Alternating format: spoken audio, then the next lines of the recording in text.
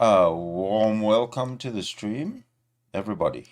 My name is Sydney Winston, and today we are going to tackle part 2 in the lecture series on evil.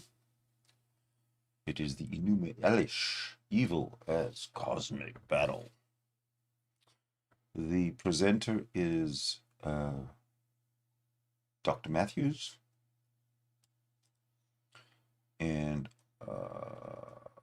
let me first. What am I trying to do? Hello, everybody. What am I trying to do?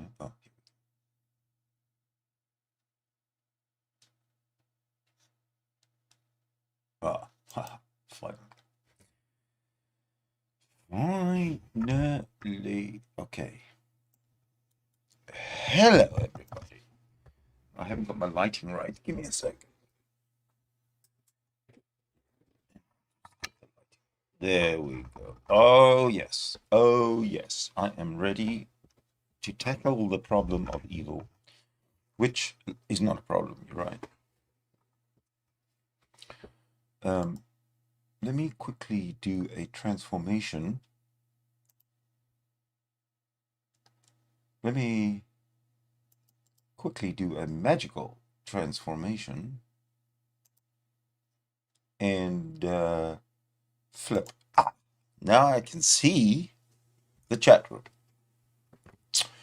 Algorithm, and look out for number 1. I see you and I welcome you. Thank you for joining. If you managed to catch lecture number 1, it was just a general outline of what's going to happen. Essentially, it starts today, right now. Well, as soon as we started. I need to. I set the schedule for this stream for 7 o'clock my time, and 7 o'clock came rather quickly. I wasn't ready for 7 o'clock. Who knew the time was going to travel like whoosh? Like seriously. All right, so all you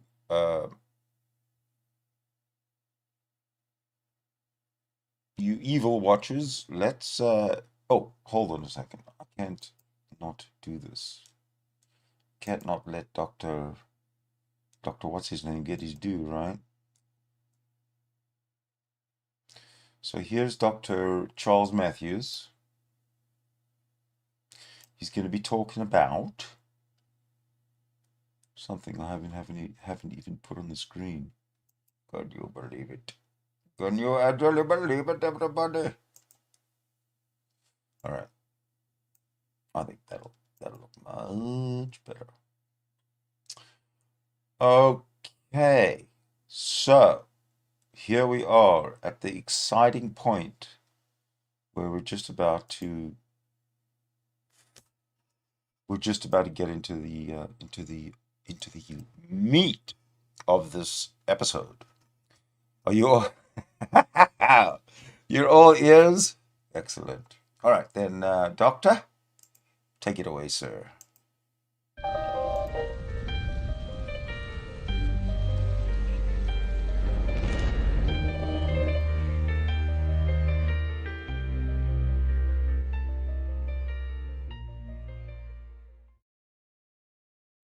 Welcome back. In this lecture, I want to talk about two of the oldest, if not the oldest, sources of human thinking about evil. The creation myth of Babylon, that we know as the Enuma Elish, and one of the earliest stories about a human facing the challenge of making meaning out of the epic of death and suffering, the Epic of Gilgamesh.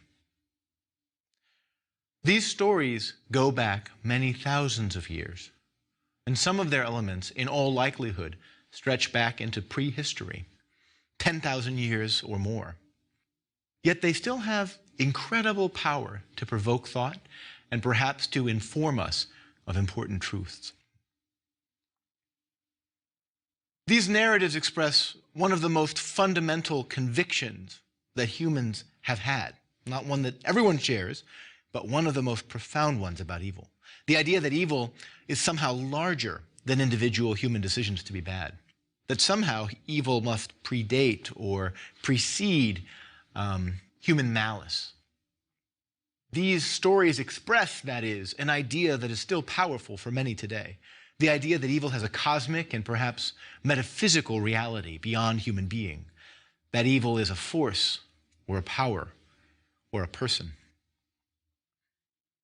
But it's an idea that need not have all of the same ethical connotations that we commonly take evil to possess.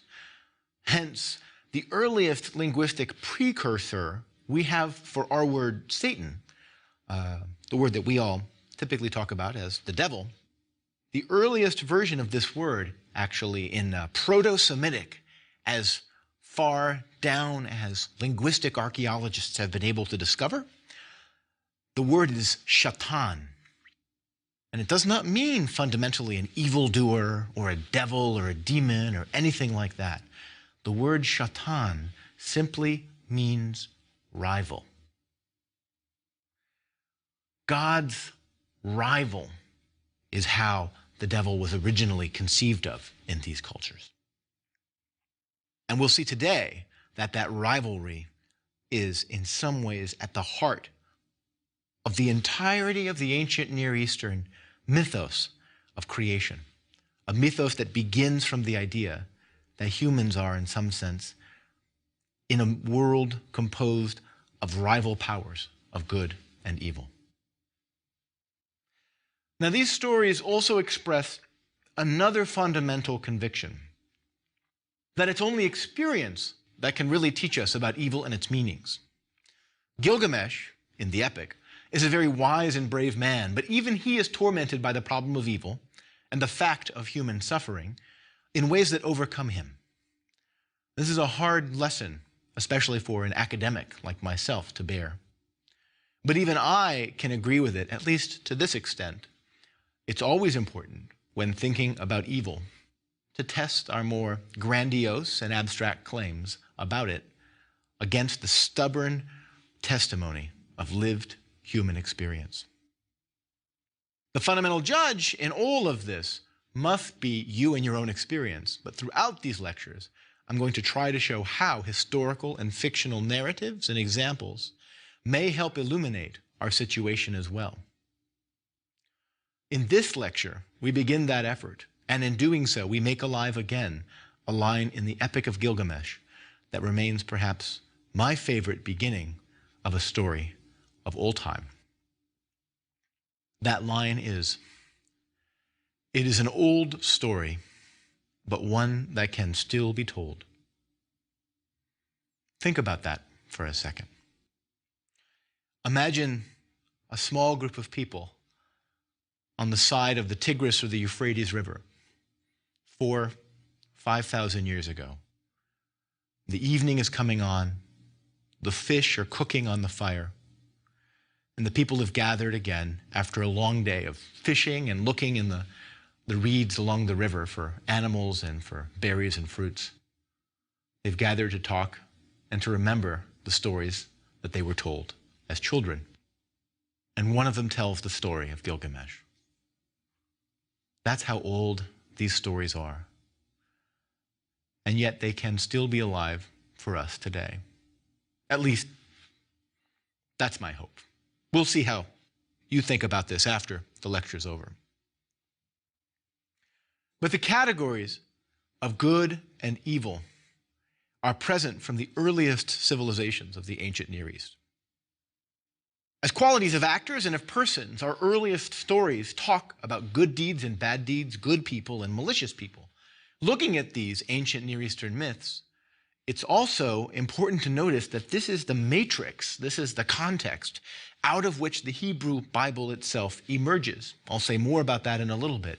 But we did not know much about this matrix, this context, until about 150 years ago, when clay tablets began to appear at archaeological digs that actually told the stories of these ancient civilizations. And when they did, they made us realize that the way we had been reading texts we thought we knew very well like the book of Genesis, importantly left stuff out that we couldn't see was there precisely because they were shadowing the text of Genesis, but not visible inside those texts. Now, in calling these stories, the myth of the Enuma Elish and the Epic of Gilgamesh, in calling these myths, I'm not trying to be dismissive. When I say myth, I mean the deep structures of the cultural unconscious, the foundational narratives and the frames by which people think in these cultures. People today have myths of similar depth, right? Myths about individual achievement, about the justice and significance of your own nation in the world, the idea of freedom and how it is a universal desire of all people, some such ideals. These myths orient humans in all times to understand the world in certain ways and make some things obvious to us and some things harder to believe. Now, central to the ancient Near Eastern world was what scholars have come to call a mythic pattern called the combat myth. Now, the combat myth was a fairly common theme across many of these cultures. Mesopotamian, Hittite, Canaanite stories all tell this story in similar ways. The story of the cosmos, the universe as a whole, as a site of combat, a battlefield between good and bad divine powers. This combat myth gives rise to these cultures' cosmogonies, that is, their stories of how the world and the cosmos came to be. Cosmogony is a word that comes from cosmogenesis. In this myth, the cosmos is the site, or perhaps it's the consequence, of a titanic struggle between the forces of a good god and the forces of a rival evil god. In fact, this cosmogony includes in it a theogony, a theogenesis, a story of the creation of the gods. Now, the creation of humanity is normally the final act in the drama that begins with the origins of these gods. In these stories, these chaos gods, these early chaos gods, are confronted, defeated, and destroyed by other, often younger, up-and-coming hero gods. Now, for our purposes, we'll focus on the Enuma Elish, the Babylonian cosmogony myth. Here, this is the oldest one we have, and in its deep structures and the elements that go into its composition, it probably goes way back in prehistory. And it is a classic case of this combat myth. But then it attaches an interesting coda to that about how exactly the world came to be. Let me tell the story now. Reality begins with two primeval gods, Apsu and Tiamat. Those are the two gods. They create other gods, sort of their children, Ea and his siblings, all of whom live in Tiamat's body, there being nothing outside the gods. There they make such a racket, as children will, that they torment Tiamat and Apsu begins to be so annoyed he decides to kill the young gods. But Tiamat disagrees with this and warns Ea, her son, who then kills Apsu, the father. Ea then becomes the chief god, though he doesn't marry his mother. That's another myth. We'll get to that later. And he, Ea, has a son named Marduk, the grandson of Tiamat, who is more powerful still than Ea, or, it will turn out, Tiamat. Now, the child Marduk is given winds to play with as a way of amusing himself, and he uses the winds to make storms, which disturb his elders, just as their frolics had once upset their parents. And these gods, now the old fogies, convince Tiamat to kill Marduk. Tiamat likes this idea, but in fact she gets a bit too excited about it, and she scares the gods, some of whom join her. They're scared into submitting to her and join her force, her team, but some of whom are scared into joining Marduk in his now outright war against her. Marduk fights and kills Tiamat and forms the earth from her corpse, slicing her in half, making her top half the heavens and her bottom half the ground and the waters. And he uses the blood of her second husband, Kingu, whom he also kills, he was very thorough, Marduk, to make human beings. By the act of destroying the evil chaos monster, and in an obscurely overlapping way, creating our new world out of her corpse, this hero god becomes the king god, the primary god in the Babylonian pantheon. And that's how the world in the Enuma Elish comes to be. Now, for the later career of thinking about evil, several aspects about this myth are key. First, the chaos god Tiamat is not represented as the source of evil per se, though she is in fact prior to people like Marduk, and perhaps more profoundly part of the universe than hero ordering gods like Marduk is. The evil emotions, or the attitudes of evil, envy, hate, fear, murderousness, mark the victorious younger gods, such as Marduk, as much as they mark the older gods. Evil, then, in some sense, is an intrinsic structure of reality, part of the basic framework of the universe. Evil is natural, just part of the cosmic order. But it is also a dimension that is in inevitable conflict with the forces of order, symbolized by Marduk in some sense. Because the cosmos is created in a struggle, and out of the old cosmos, the cosmos so created may bear traces of, or be the ongoing site of, this conflict between good and evil. This explains the persistence of evil for this tradition. Evil is literally worked into the fabric of the cosmos here. Now, compare this account to that of the creation in the book of Genesis, especially in Genesis 1. Genesis 1, right, in the beginning, God creates the heavens and the earth. Genesis 1 seems written in explicit opposition to the Enuma Elish. And indeed, we now know that the Hebrew word tehom, which is the word that in English translations is mostly translated as the deep over which God moves, right, at the beginning of creation. That word tehom is etymologically linked to the Babylonian word Tiamat. But consider the difference from the beginning between these two stories. In Genesis 1, there's no struggle, there is no rival. Tehom is there, the deep is there, but it is passive before God's absolutely commanding will.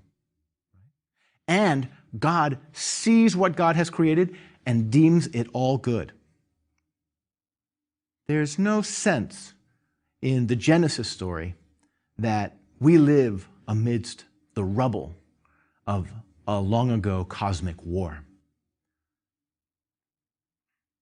Now, this is really interesting to know because, in fact, we didn't used to know this about Genesis. We only learned this about the book of Genesis because the Enuma Elish was discovered in the 19th century. In fact, we're not going to tell the story here, but there's a great story to tell about how the Enuma Elish was discovered. It was discovered by a self-taught working-class Englishman named George Smith, who managed in his lunch hours to go to the British Museum in London and learn Akkadian and Sumerian.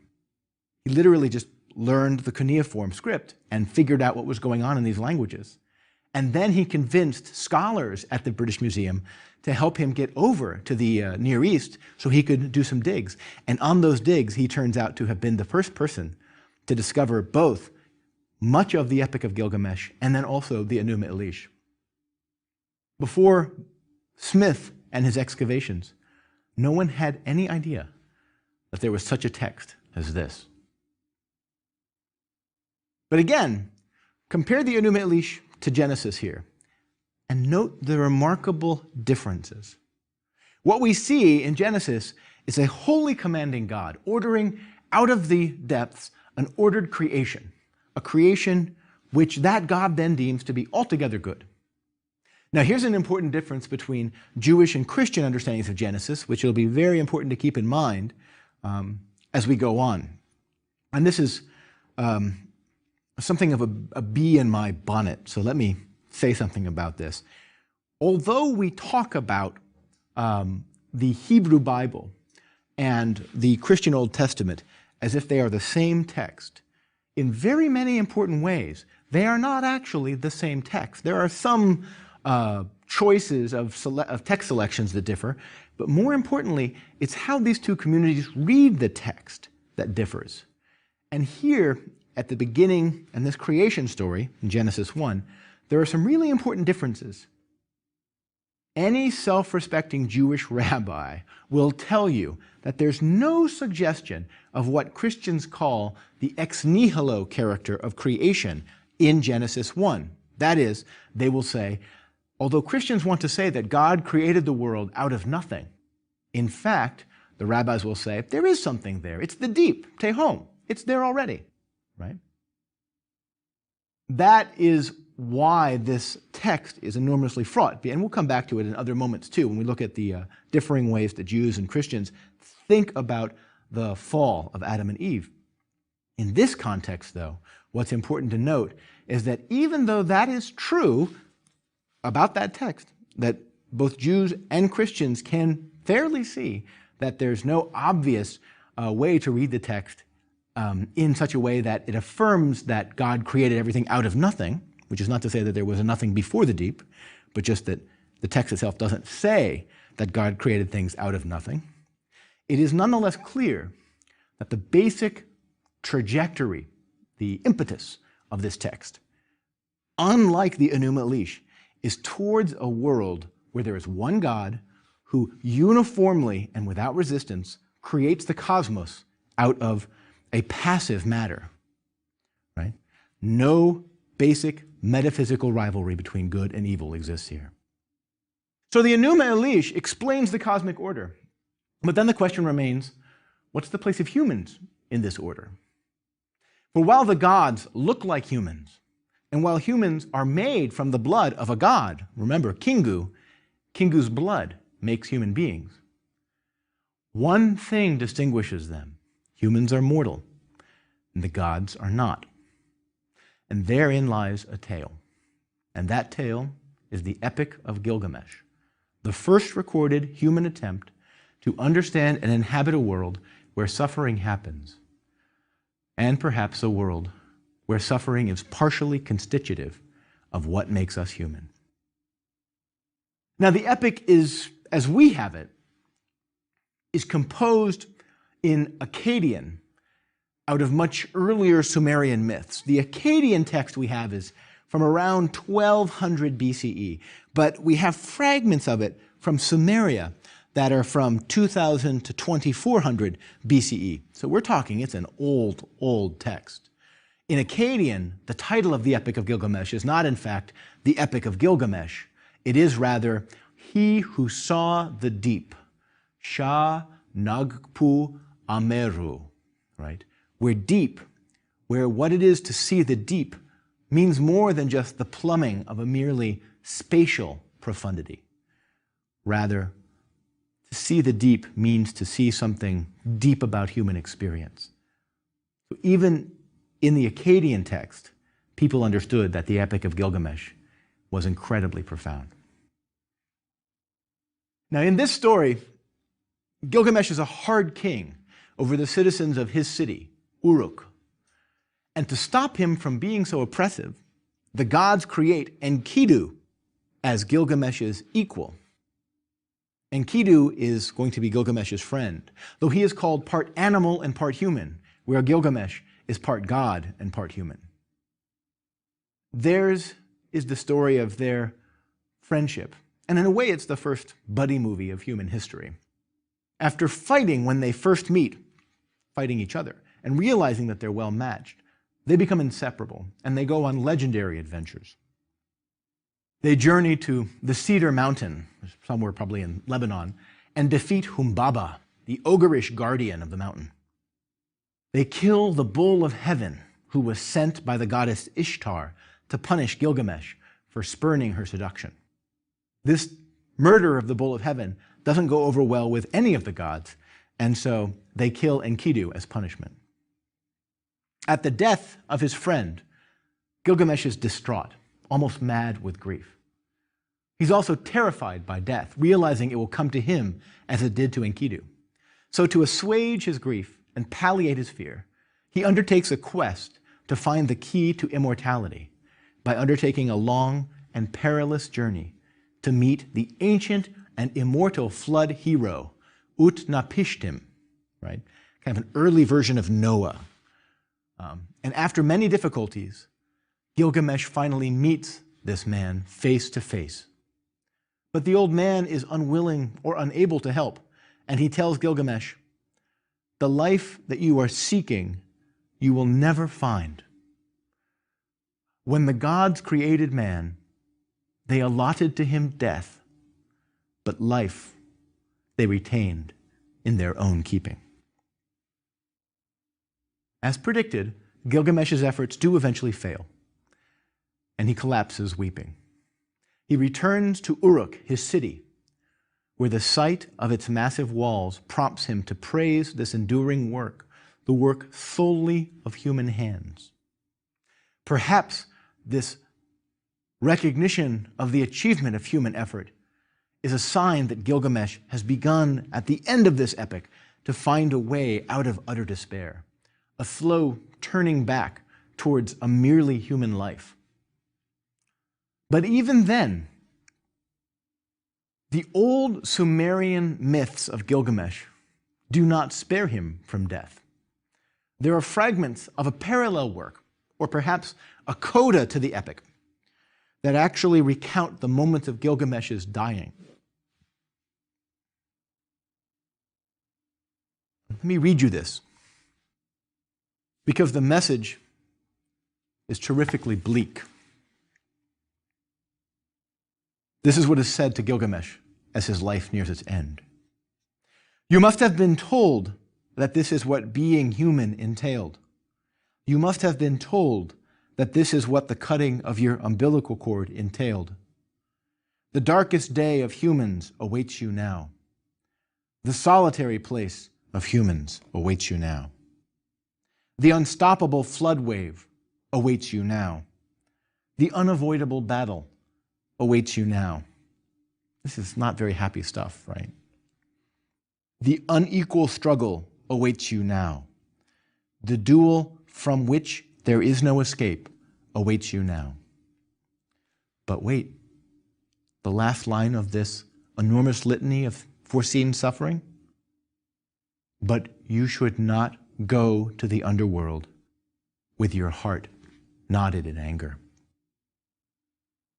Even here, then, that last clause suggests that there should be some consolation. The life of humans is not entirely bleak, or need not be.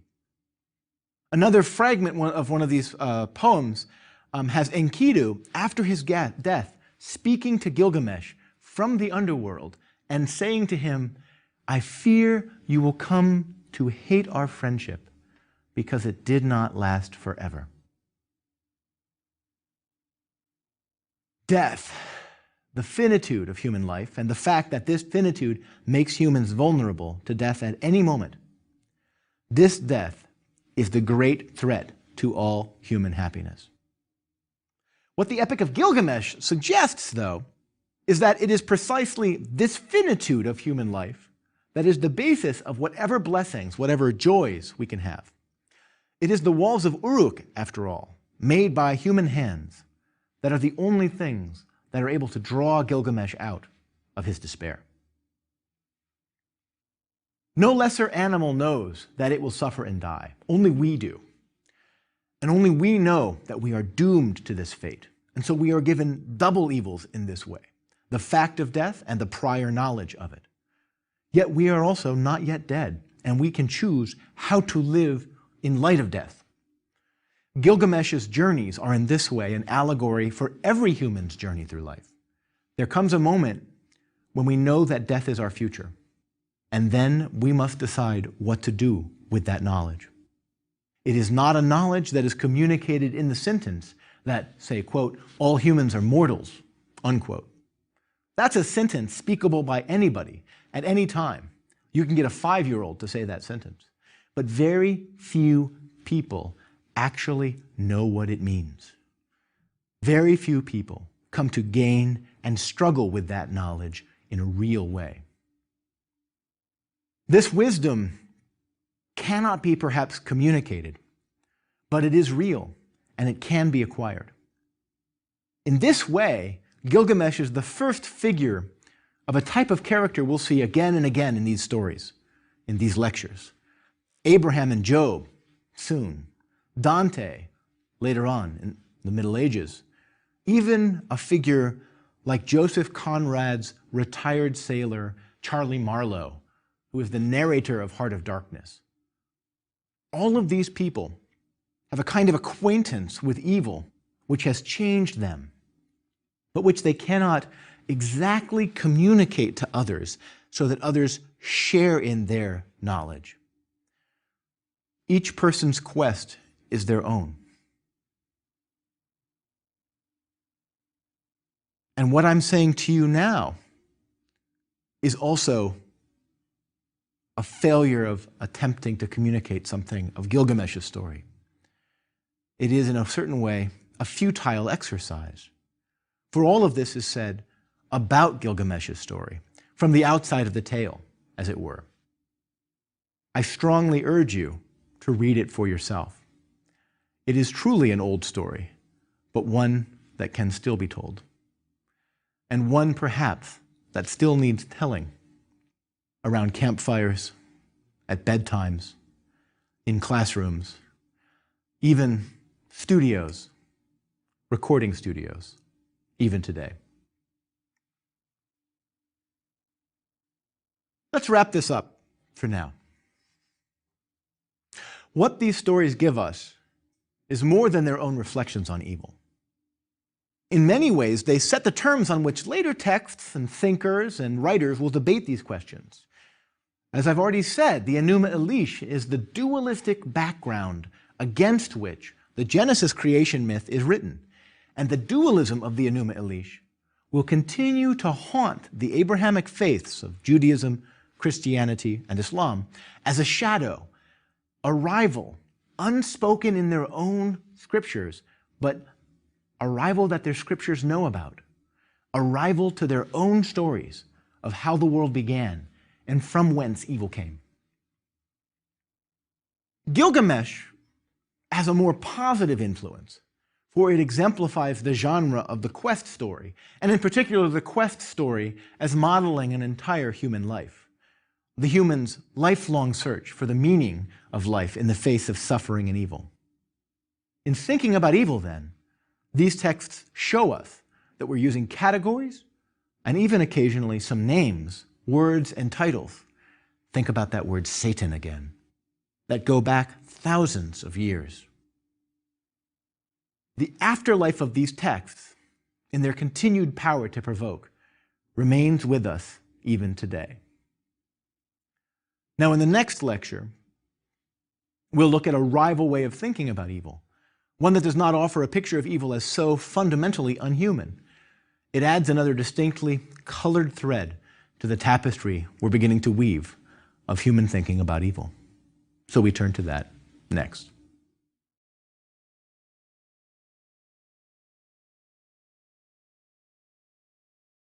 Wow, it's getting interesting. I was just thinking something while I was doodling away here. I just wanted to, I want to point out something regarding this triune God thing. Let me just get anything that's in the way, out of the way. Okay, so the triune God is, I've been looking at this diagram for like a long time and trying to understand. They call it a triune, they call it a trinity, but it's either one or it's four. There's not a three. Because God, the Father is not God the Son.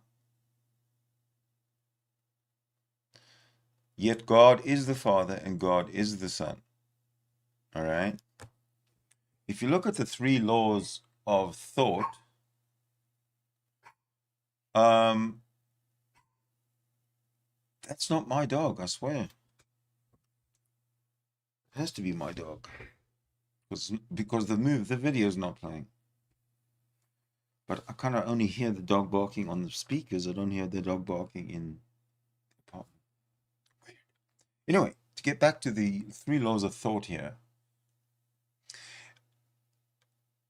A cannot be both A and B. Okay? So, God cannot be both Father and Son. So, if A equals A, which is law number one, the law of identity, God is the Father, that's A equals A. God is the Son, is A equals A. God is Spirit, is A equals A. No problem. But then you go to A cannot be both A and B. God is A, Father is B. God is A, Son is B. God is A, Spirit is B. God cannot be both A and B. Laws of identity are violated by this particular diagram. So, having said that, let me go back to here. Okay, the room is open. I would like people to come in and have a chat about what we just heard or anything else irrelevant. You can call in by phone. You can call in by phone.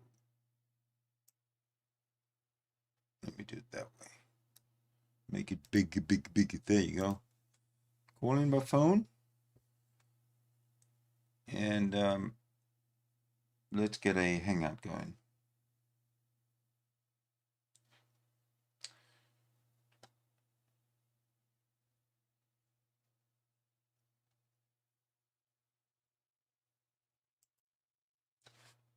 If no hangout happens, I have a backup plan.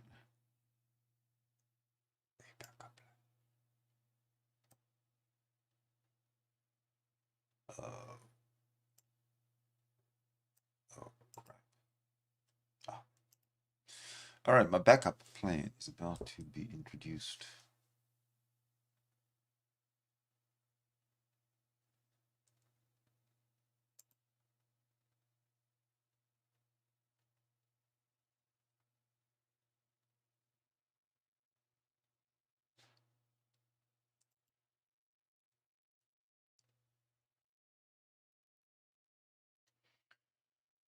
You will be the second to join.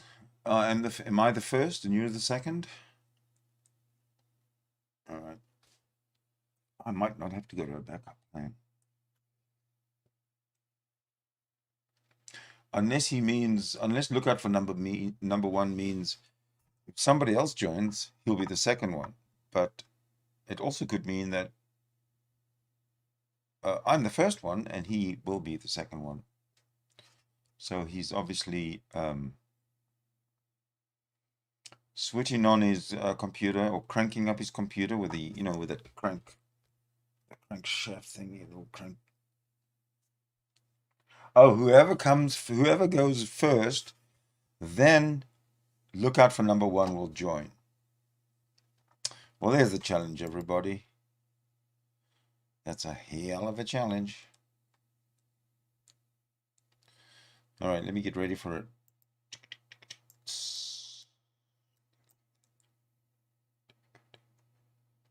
Okay, to get ready for it.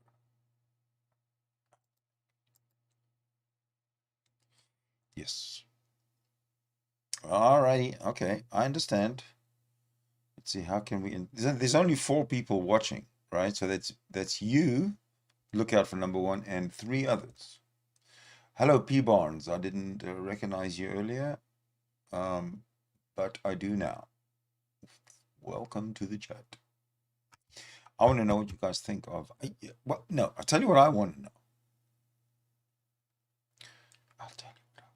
Hold on, let me just change the scene here. One moment. Not massively, but enough to not be so annoying. Can you hear my mouse every time I click it?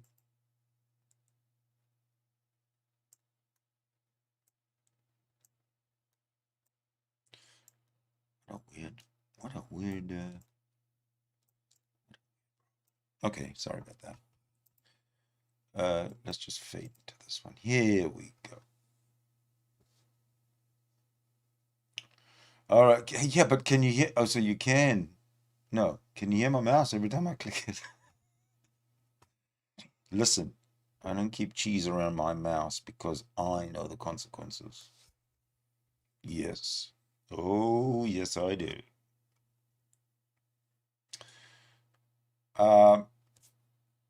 How can I entice people to join this this chat? What can I do? Should I have like some kind of a prize for the first one to join?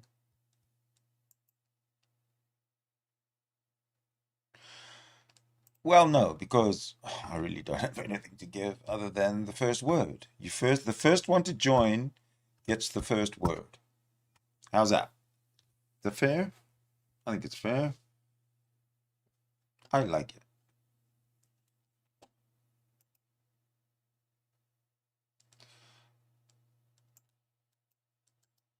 There's also a there you go. Join by phone.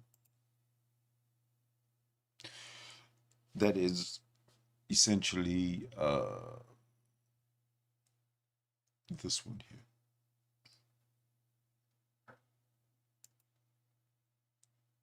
It's essentially that.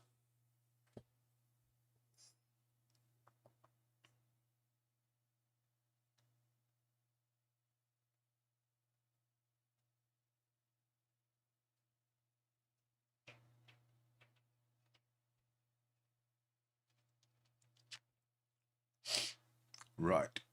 I did have a. Oops.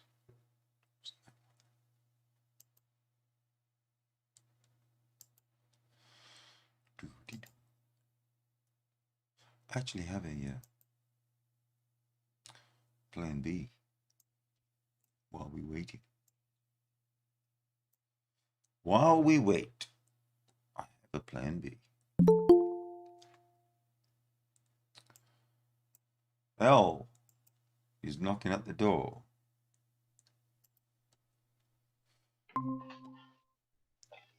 Welcome, algorithm. All right, where's my prize? Go ahead, you have the floor. It's all yours. I was looking for my prize. Your prize, I told you, is you have the floor. You're the first guy to have the Oh, floor. okay. Right. Well, I don't want that. Well, you've How are got you, it. Sydney? You got it. Yeah. Well, Actually, to be honest, I haven't even been watching because I had to step away. So. Well, that's okay because been... now Lookout for Number One has to join. He's he said he was going to be second. So. Yeah, he's honor bound to join. Not even stroke or a heart attack is not an excuse. Lookout for Number One. You are honor bound to join. Well, after your God is a myth, prove me wrong. A stroke might be a prerequisite for some. Based on some of your previous guests. Did you watch the interaction between Raging Atheist and Canadian Catholic earlier on? Oh, I didn't. I tend not to watch Raging Atheist too much. He just loses his shit too much. But he didn't lose his shit. It was moderated. Oh, that's good. Yeah. It was. Cool. It was on a different channel, not his channel or Canadian Catholic. Okay. But Canadian Catholic going to like, dude. Yeah, he's such an disingenuous dude person. It's amazing. Oh, it's just painful to listen to. He's horrible. He's horrible with his arguments and his passive aggressive comments. Yeah. Non-stop. Like fucking. It's like he's frontline arrow guys shooting arrows. Bang, bang, bang, one after the other, bah, bah, bah, like a quiver full of arrows of passive-aggressive remarks. He's just got them all. Bang, bang, bang, bang. And he makes such ridiculous claims. Ridiculous claims. I don't really know what, like, when he's got some guests on, like, he's had some really good guests on his channel. Yeah.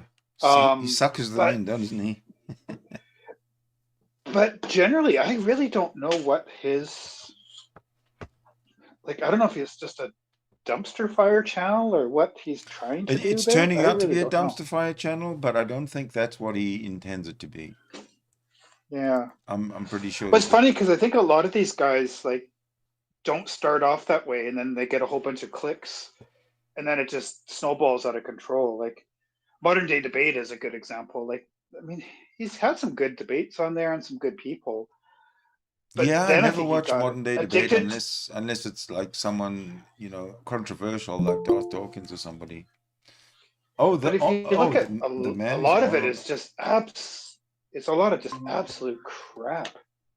Like, you know, Neffy arguing about dinosaurs and like exactly. You know, just and the political stuff is like, does a piece of rock beat communism? You know, like just like, why are you doing this? Like, why are you giving these just nut jobs? Look out for number one. Welcome. I know it's for the super chats, but holy crap.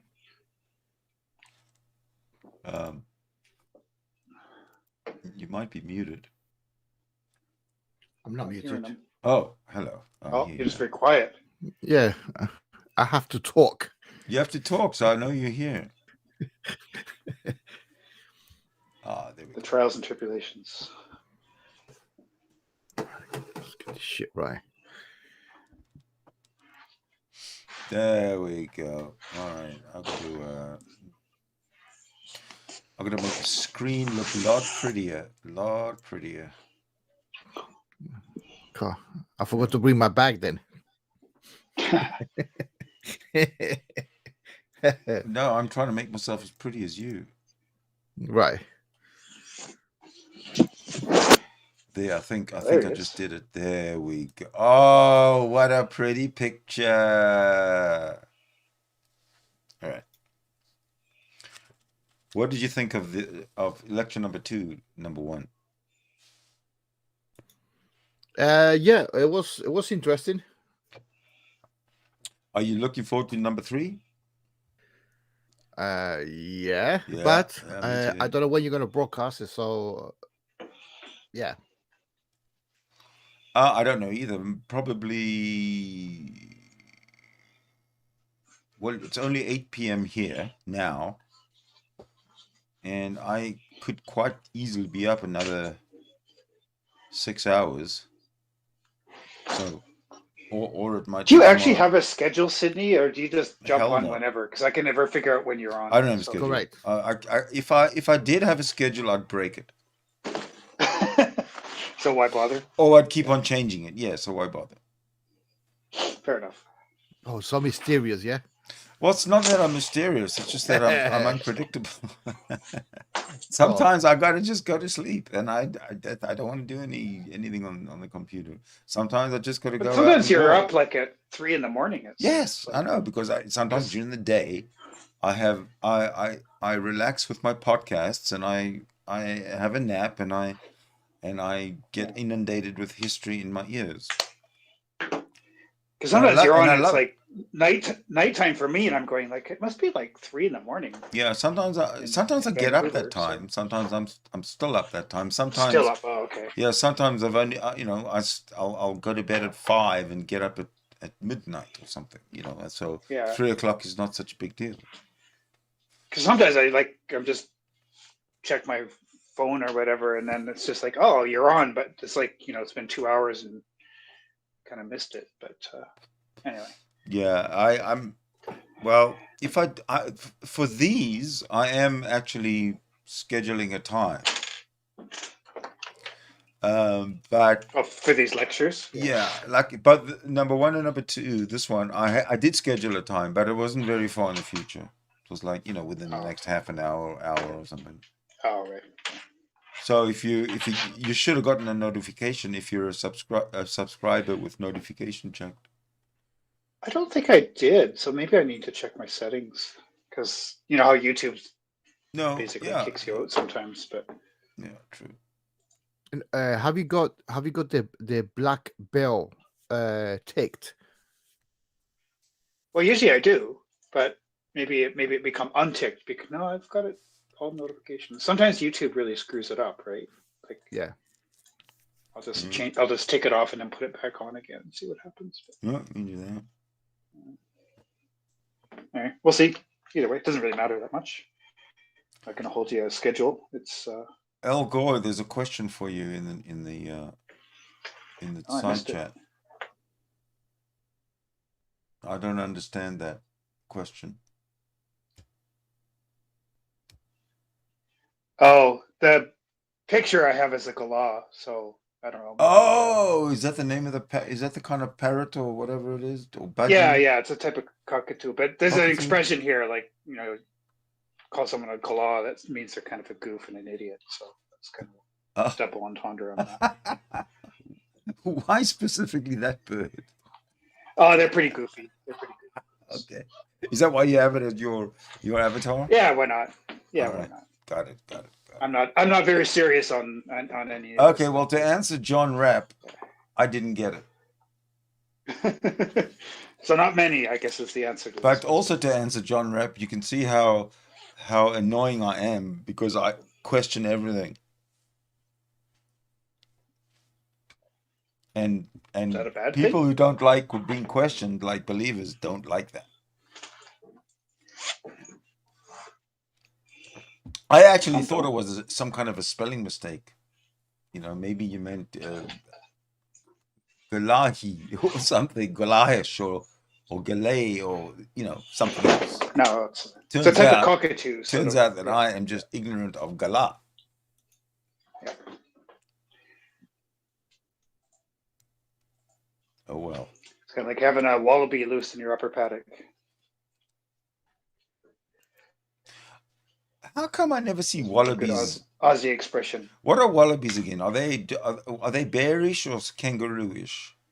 No, they're a lot like a kangaroo. Okay, so how come we don't see a lot of those hopping around? We only see kangaroos. You do actually. You see whenever I see anything tourism or anything nature, anything to do with just, you know, like people with cameras taking pictures, it's always a kangaroo. It's never a wallaby. Why? Because kangaroo, like certainly in the cities, like gray kangaroos they're kind of like deer there. They're just everywhere, so they're just easy. Wallabies are a little quieter, a little bit not as rural, so that might just be they're easier. They're not as rural? What do you mean by that? Kangaroos tend to be like living in people's backyards, whereas wallabies they're not quite as urban. So are they like prevalent like the cows in India sort of thing?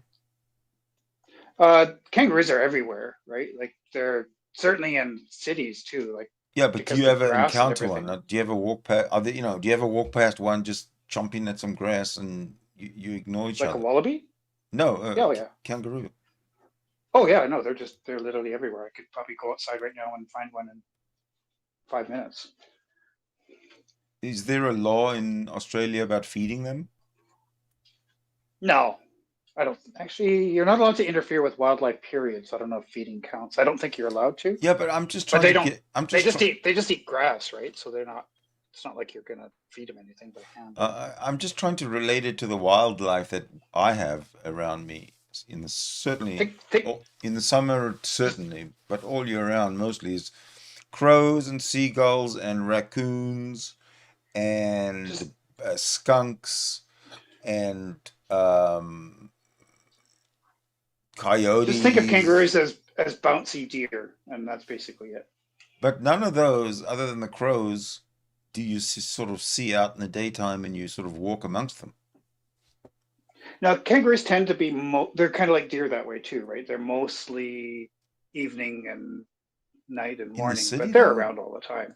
Yeah. Are there little forests that they live in around the city or something? Yeah, they kind of during the day they tend to like sleep under trees and stuff, and then they come out, which is why so many of them get hit by cars, because they come out sort of in the evening and then get blinded by car lights and get smucked by cars. So there's a lot of dead kangaroos all over the place all the time. And of course, this time of year, it's 3 degrees out, so they're pretty stinky. Stinky because they haven't had a shower? No, it's stinky because the dead ones are decomposing on the side of the. Who takes care of that? The government? It depends. There are some of the communities do have like they drive around and pick them up. But it depends where you are. It's different everywhere. There's also programs that go around, and you can see sometimes they've got like a spray paint check mark on them. Hashtag save the kangaroos. Hashtag they check to drive slower. They check they check the dead ones to make sure that they don't have little joeys in the pouch, because then because they starve to death. So sometimes if they get hit by a car, the joey inside the pouch will survive. So, but not for long. Obviously, it'll starve. So they go along and check them. Oh, that's horrible. That just makes me feel really sad. Yeah. Thank you for that. People and wildlife don't intersect very well generally, not just here, but everywhere. But like I said, if you just think of them as bouncy deer, you basically have a kangaroo. You have a few roos loose in the top paddock. Well. Yeah, that's an expression. Never heard that one before. That's a very Aussie one. So it looks to me like this is a good time for Australian time. What's the time there? In the afternoon, you say? 2 o'clock in the afternoon? Yeah, it's 3 now, yeah. So I'm just, I was actually at work doing a few things, so. But it's Sunday. It is. I got some other stuff, so. No, you can't work on Sunday. It says so. Or Saturday, depending. It is written Saturday, indeed. Yeah, it's supposed to be Saturday, not Sunday. Sunday's fine. Yeah, but then the Romans came along, and Yeah, but fuck the world. Yeah, but does that mean God started to create the world on Sunday? Sunday was day one, yes. Right. And day one was here's let the question. There be light.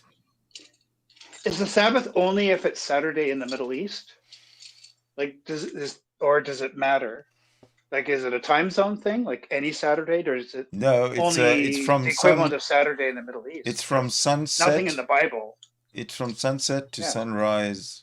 Sorry, it's from sunset to sunset. The following day. Yeah, no. But what he meant is that is it only local time? Is it local time? Local time, of course. Sunset to sunset. But only in Israel. No, sunset to sunset on Saturday, wherever your Saturday is.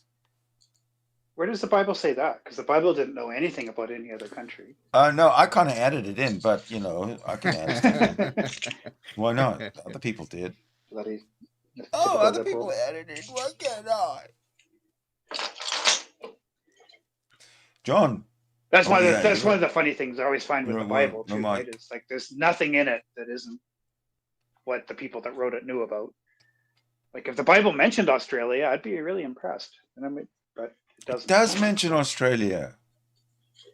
Since 2022, the Bible mentions Australia. Yeah.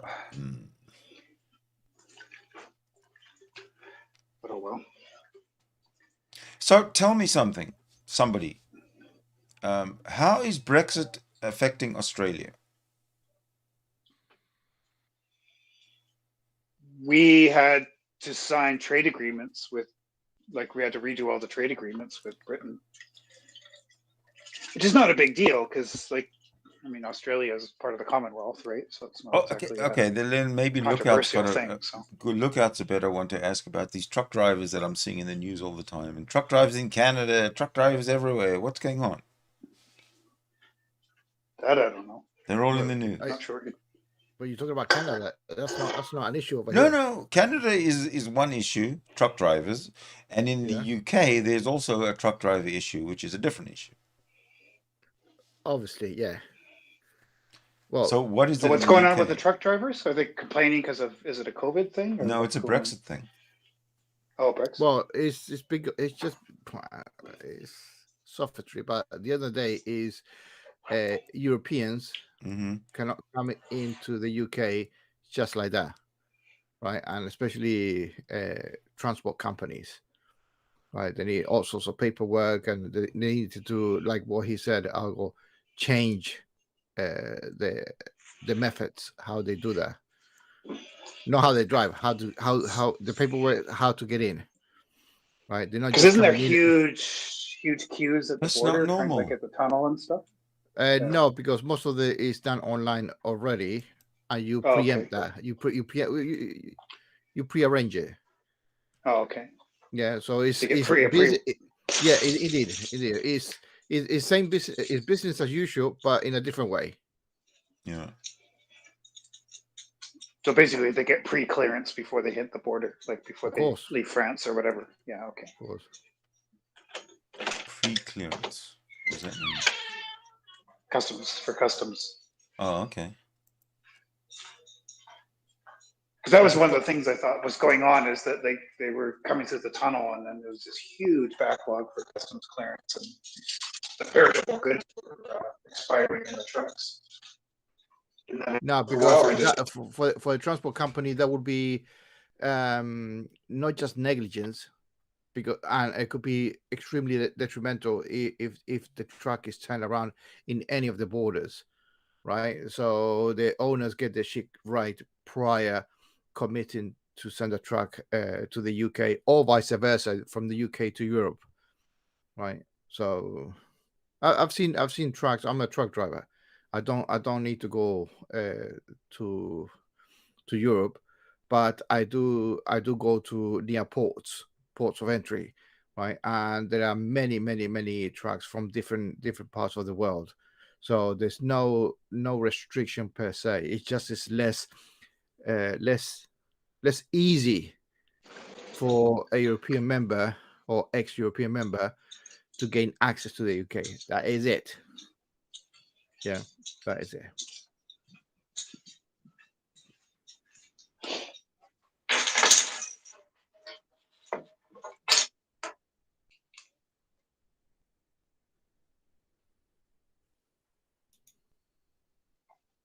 Am I still connected? I think I got disconnected. No, you're still connected. Oh, no, you can hear me. Okay, cool. I think I went. Something dropped out on my internet then, maybe.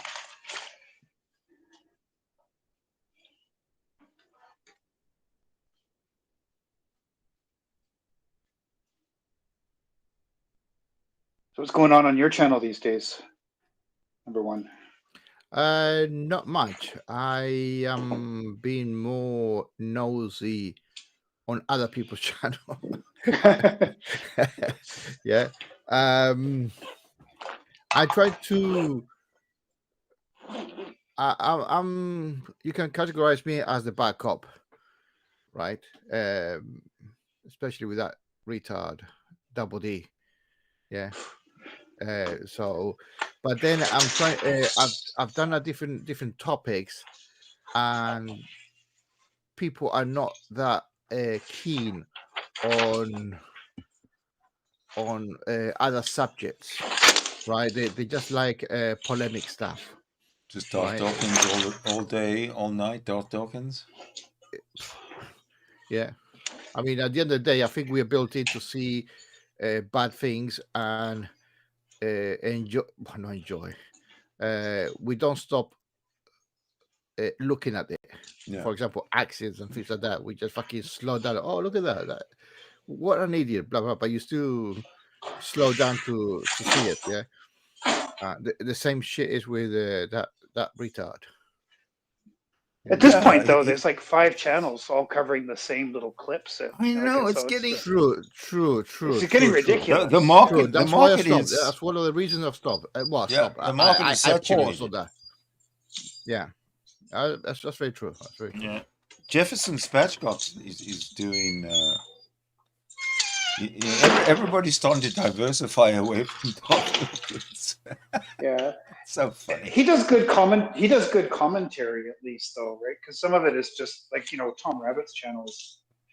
It's more interesting when he does some commentary rather than just playing the clips. I have no reason to Otherwise, watch it's Tom just Rabbit. Darth. It's just Darth ranting. Yeah, but I have no reason to watch Tom Rabbit if it's not about Darth Dawkins, and even Jefferson Spatchcock. I love watching his commentary on Darth Dawkins because he's so spot on. But if it's not about Darth Dawkins, then I'm not really drawn to the channel yet. It might get interesting. I don't know. Does he do anything that's not Darth? Good question. Ah, No, he doesn't. I've noticed that. I did spot that too. Yeah. No. like I used to watch Secular Opinion all the time, and when Von Helton was going through his Von Helton stage, which was years and years and years. But now I don't see Secular Opinion doing anything Von Helton anymore. So I don't watch Secular Opinion. It does run its course. I mean, I gotta wonder, like with Darth, like isn't it done now? Like Darth, I believe he's at the end. Is there? Yeah, I believe he's at the end stage. I honestly believe he's at the end stage of his spiel, of his shtick. Of his hobby. Yeah, I think it's old and stale, and people are more laughing at him than listening to him. So, but it's the same stuff. Like it's not like he's got something new to laugh at, as it was 12 years ago. Yeah, he's actually changing, and it's not so much. It's touching logic, and syllogisms and all that. All the is focusing on the structure. Yeah. Right. And he has failed miserably. And but also you got to take into account that the people who are listen, he's been doing this for say 12 years, probably coming up to more. But anyway, let's say he's been doing this for 12 years. A lot of the people coming into his room now, 12 years ago, were maybe 10 years old, or maybe 5 years old. I don't know. Some of them are 5, yeah. So they're coming into this room with this old man ranting about nonsense. They are a totally different type of audience. And that is why I think Darth Dawkins is becoming irrelevant. Because even Otangelo seems to have been like kind of quiet to Darth these days. I haven't seen Otangelo around, honestly, for like a while. He used to be around here a lot, but maybe he switched off Sydney Winston. Yeah, I see him once in a while, like in Speed's channel, and you'll come into the comments, say a few stupid things, and then either get kicked or just people might make fun of him, and he just leaves, right? So. Well, I never kick him. If he comes into my channel, he's more than welcome because he's a nice guy. I like him. Well, I liked our chat because I didn't, don't talk anything about his nonsense, like the apologetics. He's a nice guy to talk to. I have no problem with him that way. It's his apologetics that are just like stale and just. But it's a good way. But as a person, I'm happy to. Good way to learn apologetics is to talk to an apologist. Yeah. But even that, I mean, I haven't heard a new apologetic from anybody in 10 years, probably. None of these people who are apologists have anything new. They all copy from the Van Til, what's his name, Barnson, and William Lane Craig, and all the crazies. And William Lane Craig is actually changing he's doing a spin on his stick. Column? Yeah, the column he's been there already, right? Now he's doing a small podcast, a 3 or 4 minute video podcast, about different topics. Right, he's changing his MO. What do you mean different topics? He's getting pretty old. He's getting pretty old now, though, isn't he? Like he's got white hair. In his 70s or something. Yeah, he's not. So I wonder how long he's going to keep bothering. Mind you, I shouldn't talk. Because he can't need money at this point. I mean, with all his book sales and everything. Well, he's not trying to grow his YouTube channel to be monetized. That's for sure. No. For a living. Why why would he really? Like he's, I don't know what he I'm charges just- for lectures and stuff, but I imagine that's quite a bit. So. Even Kenty Poo, I don't know why he keeps doing it, but Well, he needs money for sure, because he's got that. Does he? Yeah, he's got the dinosaur something. that was all given to him, though, wasn't it? So Was it? I don't know. I thought it was a lot of donations. Yeah, I don't think he bought it. I could be completely wrong. I don't Press the follow that wrong stuff that closely, but I thought Did actually you- somebody, Did you run one, away? Did you one of his escape? people donated. Yeah. Sorry, Uh, sorry. I just No, thought somebody carry on. donated all that land for him. That's all. So, somebody joined, and I don't see. No, them. it's me. It's me. Oh, me. I went out and I went in. I pressed the wrong freaking button. Yeah, but did you My join bad. with a Oh, different whoops. profile? Yes. It's just Oh, okay. I got different YouTube channels. Yeah. Gotcha. No, I thought the other guy was. thought you. I thought the other guy was a Tangelo. No, don't Oh, be yeah. silly. Thought you went quiet there for a minute. But, yeah. Well, no, it had but something. even like all the written there. channels that Kent is kind of like Darth. Like I don't know why people bother covering it anymore. It's not. I mean, his stuff's been stale for 20 years. Like, and I know it's. Yeah. He still has a following. But Yeah, but he's got that But there's dinosaur. no point. And he's got books and he's got lectures and he's got that adventure park. He's got he's got business things going. But the Unlike question- Darth, he actually has a tangible following of actual people. in his Yeah, little cult he compound. gives it a makes him fucking dangerous, great yeah. shot. And he can only do it in America. He can't do it in Europe. He'd never be able to get that popularity in Europe, right? Or even in Australia. But how popular is he, though? I've never actually been able to figure that out. I mean, he's got Well, he's in like the Bible tons of Belt. YouTube survivors and stuff. He's but, in the Bible like, how many Belt. people actually? Yeah, how many people even take him seriously anymore, though? In the Bible Belt, probably all of them, except for the So? atheists. I don't know. I 'Cause think he's a little bit on his own shit. I mean, he's on the fringe of his stuff. Yeah, he deals with philosophy and all that bollocks. Yeah, but he doesn't want to make money. Well, he doesn't want to be a truthful pastor, shall we say? He's just a fucking polemic No. guy. Yeah, that's it. Yeah. That's his tool. That's Right. called. He's a scam artist. That's He's called. a scam. That's called Okay. Christian preaching. But yeah, but is there a goal? Is there a goal on it? For example, on Discord, there is this prick owner of the Discord of a politics server, Doody or some bullshit name like that. No, Yeah. I cannot fathom why the hell this guy would allow an old man to behave in that way and get away with it. Yeah. I cannot fathom that, right? I mean, you have to be Yeah. even more psychotic than Daft Dog is, in my opinion. Yeah, or sadistic, right? Yes, my channel. Even Yeah. even the people that support him, he treats them like shit. So I don't know why course. they like. It's just weird. It's a weird dynamic. But Kent is pretty obvious. He's just in it for money, like so. But Darth and the Darth Dribbler group, I don't know what they get out of this, other than they're just bored and have way too much time to spend on the internet. I don't know. The question is, what does Daft Talking get? Does he get financial reward? Does he get a buzz out of it? Or I think it's his pornography is yelling and screaming and being right. Like he loves the challenge. I think he loves the confrontation. I think that's his porn. Like because otherwise, like he's not convincing anybody, and you can tell by his arguments, or such as they are. Bible talk. He just goes through a path just to beat people up. I just think he loves that dynamic. Like Well, he's a narcissist. He loves punishing people. Yeah. He's an ugly, evil, malignant narcissist. What I about think he loves punishing people too, right? He's got this weird punishment thing. Yeah, but Well, what have it about? your way. I'm gonna kick you. You know, like that whole Yeah, I shit. yeah, love yeah, yeah, that. yeah, Have it your way.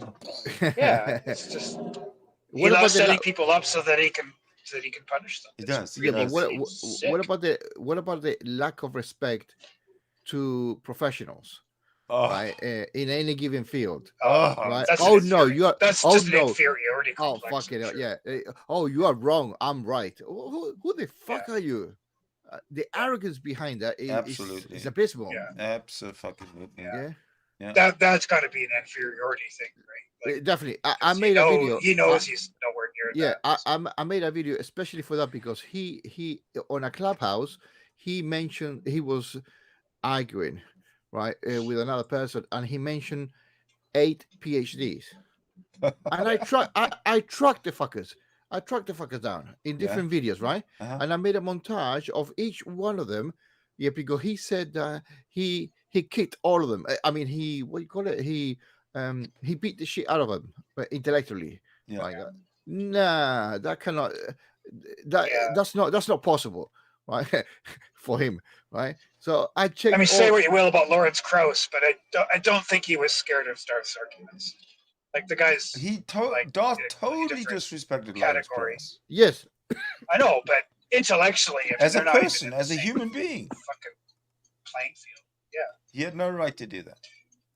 And Canadian But, like, Catholic enabled Darth to do that. but P.Z. Myers and all those guys. I mean, they just got sick of him. Like that's what happened. Yeah, he's a has-been, Darth Dawkins. Like they weren't scared of his arguments or no, of course not. Demolish them. They just got bored with him. Mm-hmm. I've got better things to do than talk to this. Right. Like, but Darth then goes back and just, with Tom Locke and all those other guys, just like, look, I won. I beat P.C. Myers. P.C. Myers is doesn't give a shit about any of these guys.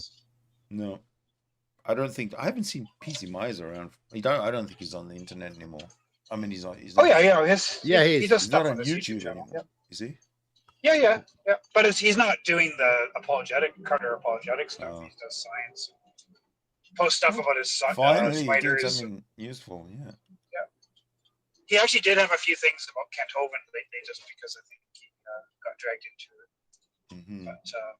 But yeah, for the most part, I think he's just like he'll never engage with those people. Like, and he says that. I agree with him. Just he's got better things to do as a scientist, right? Talk to Kent Hovind. So, but yeah, a lot of his stuff now is about his spider research, which is really cool. What research?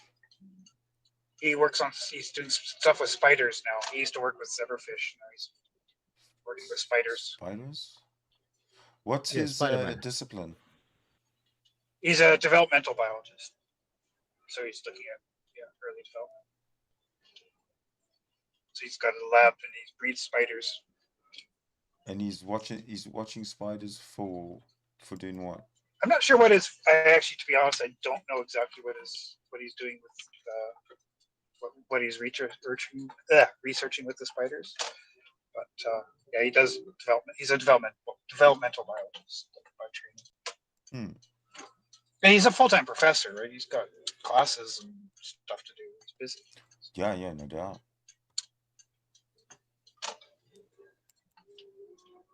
But he has nothing but utter disdain for creationists. I like him Can't say already. Which is fine. Yeah. Very, very admirable. I want you to got. say. You were talking about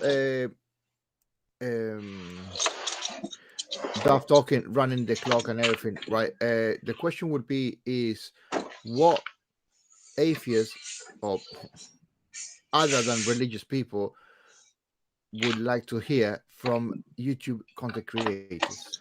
That would be the question. Okay, I'm sorry, I'm not following you on that. Right. So, because what should you be doing instead? Is that kind of what you're asking? Well, yes and no. Well, no, what because I've done instead. Well, we have been doing, or you, Sydney, have been doing a different. We're not attacking as much as I did at the beginning, for example, right? With DD, right? Mm. So I changed the subject to other things, right? It's still touching religion, right? And the people or the viewers, shall we say, are less impressed with the content that is not DD related. Correct. Yeah. If that's People like a Correct. yeah, people like a shit show. We were talking Yeah. about that very early. Like people get addicted to the dumpster fire stuff, and Mhm. you know, I think there's a real risk of the channel just becoming, you know, another non sequitur show if you just keep feeding the dumpster fire. So, but I mean, I'll be honest. Like, I don't watch a lot of the other traditional counter apologists. You know, the big, you know, the holy Kool-Aids and cosmic skeptics and stuff like that. I actually find like it's kind of boring. Like, what more can you debunk than stuff that's been debunked for 1,000 years already? So I don't know. Like, I tend to follow people that I like their personality and find it amusing. That, you know, they kind of. So I like J.L. Warren's stuff. I like Jefferson Spatchcock's got some good takes. Speed of Sound sometimes has some good guests and stuff like that. So like I find that more interesting than the content, if that makes sense. Say it again. You The content, find what more interesting than the content? The people and their sort of take on things and how they approach it more interesting than the actual content, because it's like with Darth. I mean, how much counter apologists can you listen to them without getting bored? Like, there's nothing to debunk anymore. It seems like Ket Hovind and stuff, right? So there's no debunking necessary. I find the debunking part boring. Yeah, it's already debunked. Yeah. So you're So just I didn't really answer your question. I know that. Yeah. No, What's happening yeah. is you've got these young kids coming into these rooms and telling us old folks, hey, you know, if you just read the Bible or something, you'd be able to get the full picture and come forward with an argument. But you're anti the Bible. You've never read the Bible. That's what these young people are doing. So fuck them. Yeah, I don't need to read the Bible. I've read it. I mean, they assume that we've never read it because we're atheists. Yeah. Well, and how can you live in Western society without ever hearing Jesus? Right? Yeah. Whether you've read it or not, there's nothing in there that everybody hasn't heard, even if they haven't read it. Right? So I don't know. I don't know what. Sounds like you're having a picnic there. Yeah, big time. Yeah. Must be summer. So I don't know. It's hard to say because. For example, I'm going to give you just beating Darth to death is kind of boring after a while. Yeah. Yeah. Go ahead, Luca. I might be doing a video. It's like a test. I was talking to Sydney in the previous chat thing that about the concept of the Trinity. Yeah, but sort of like do it not in a funny way, but on a derogatory manner, right? Just to depict the silliness behind it, right? Well, did you catch what I said about what I pointed out about the law of logic, the law of non-contradiction? A cannot be both A and B. That violates the law of contradiction and the Trinity. So the Trinitarian diagram says A can be God is A. So and God can be the Father. A can be B. Or A can be A, because God, let's say God is the Father, so A, that's it. But then you've got God as the Son, so that's a B. So you've got God for the Father as B and the Son as B. But they can't. But God cannot be both A and B. So the second law of logic is violated by the triune diagram. So yeah, but I've never heard anybody explain the Trinity in a way that makes any sense. It doesn't. You can't. Of course you can't. Of course you can't. It's impossible. Of course, it's impossible. But No, I'm not even saying that it is possible, right? It is not. I agree with you guys, right? But what they are saying is that is none of the people outside are each other, right? Of the Trinity. So the outer not the outer circle, the perimeter, right? They are not each other, but they Okay. are all the same person in the middle, Yeah. right? That's why I put the emphasis on the team, right? But they are misusing the word God as one entity, i.e., one person or three people, right? That's that's the deceiving part of it, because they always say God, God this, God that. Hold on. When you say God, you mean God top, one of the corners, or are you talking about the three at the same time, right? And that's that's the confusion. If you Hey, Al, why don't you mute your mic? It's kind of bothering us, the background. Is it getting loud? Okay. Yeah, Yeah. yeah, Okay. yeah. I might just tuck off again because I'm outside, You're so it's probably in the getting a bit middle of noisy. something. So Yeah, I know. Yeah, but if you yeah. could All just right. mute. So yeah, if it's annoying, Yeah, sorry just about that. unmute I'll in the just meantime. That's fine. yeah. Okay. Cool. All right. Sorry about that. No I will problem. do that. It's okay. Thank you in yeah, advance. that's it. That was what I was trying to put across. That the free subjects Mm-hmm. on the story are fully independent, right? And they're trying to use. Okay, let me say a modern analogy. They are the Transformers, right? Okay. Or they no, not the Transformer. What was the other one? No, not the Transformer. There was another one. There's 3 kids, 4 kids, 5 kids. The that they all amalgamated into one fucking monster or one robot. Um, what's the name of these people? They used to be part of animals, right? They had this fucking watch or whatever, right? And they there was uh, uh, 3 guys and 2 girls, Hey, right? David Albert. Teenagers. I want to say hi to David Albert. He just appeared in the chat. Welcome. So, what family is this you talking about? No, not family. I'm talking about the to depict the center point of the Trinity is like what's the name of the is there are there is there was a television series, right, for kids or teenagers, Mm-hmm. right, where there were 5 kids with special powers, right, that they used to change into ninjas or whatever, right, and then when they combined the 5 of them combined together, they became a freaking robot, right, fighting evil, right. Power Rangers, right. He wrote it. David wrote it in the chat, just as you said it. Oh no, but I'm looking at the chat. Oh, Yeah, okay. my man, Dave, you're the man. You're the man. You're the man. You're the man. You're the man. Well done, David. Right. Sorry, I'm not looking at the chat. I'm looking at the other thing. My bad. Yeah. But yes, yeah. Power Ranger. But imagine the Power Ranger final outcome, which is the combination of the 5 powers, right? And they are the one, shall we call it, the oneness, right? Which The is one. the whole machine. The The, whole the machine. incomprehensible one.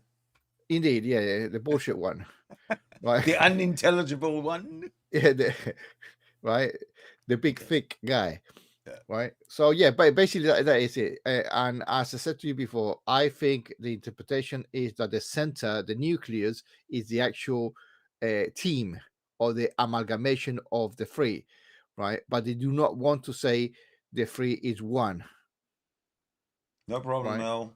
All done. All good. The 3 is 1, but the 3 can't be 1 because it violates the second law No. of The identity. one Second team, law of one logic. team. No, remember when I say one, I mean team. Oh, Right? one team. I'm not even saying that they become one. Of course not. That's fucking stupid, right? If you are one, you're not free. You have to be a third of something to be the part a 100. You cannot be 100% of one thing cannot be 100% in three places, right? Because otherwise you'll not be Exactly. Exactly. Yeah, you're not going to be 100%. And Yes, I've got a sir. graphic. Can I share a graphic? You can. Where can I show? Let me get the graphic. It's similar to yours, right? Oh, no. But Yeah, with no. with the percentages. Beautiful. Nothing fancy or anything like that. Bring it. Bring it on. Mike Winger. Let me see Mike Winger. I've been hearing the name Mike Winger a lot. Who is he again? No, he's just an asshole. Don't worry about that. So he's a Christian. Oh, definitely a Christian. It's apologetic. The same. But this guy's got a YouTube channel and all that. Oh, yeah.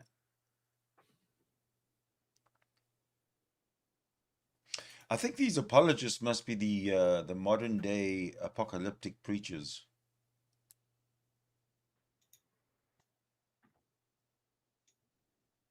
Right. Okay. I got it. Okay. Yeah. Okay. Right. I know which one I have to share. Right now, share. How the fuck do I do that? Oh, no. Free thingies, right? Report caption. How do I fucking share? At the bottom, there's a little box with an arrow. Box and an arrow and a circle and a square. Is that what you mean? No, a box. There's a box with an up arrow next to the raise your hand. Oh, okay. Present now. A window, a tab. There you go. A window. So do I? Okay. Do I have to open the graphic first and then share that window, right? Yeah. How else would you do it? I don't know. I just right. Okay. I got it. A window. So it's a window. I go this. This is gonna be my YouTube clip for this idiot. Okay. Okay. See.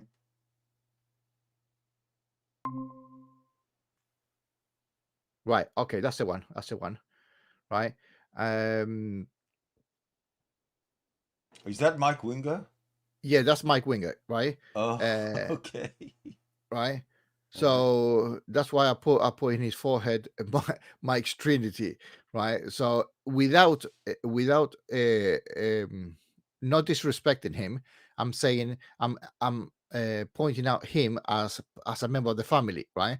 So Mike Winger, Mike the son is 100%. His father is 100% of himself. Mike's child is 100% of himself. Hold on, right? Mike's son and Mike's child is the same thing. No, Mike's son, Mike the son. Yeah, and his father. Mike the son of his father. And who's Mike's child? Mike's child is the son. Mike. Who's Mike Winger is the guy on the right hand side. Yes. Yeah, and he's the son of the father. Mike the son. Okay. We got father. We got grandfather. Okay, so Mike, father and son. So Mike's child is a grandson. Correct. Yeah. So the father is not the grandson, right? Yes. The child is not the father or the son of Mike. Yes. Right. Basically like that, right? Okay. But they are all 1/3 of the family, which makes 100%. Right. That's basically what I was trying to say about the percentage. Okay. Right? Hold on a second. I'm sorry, everybody, but I really. There we go.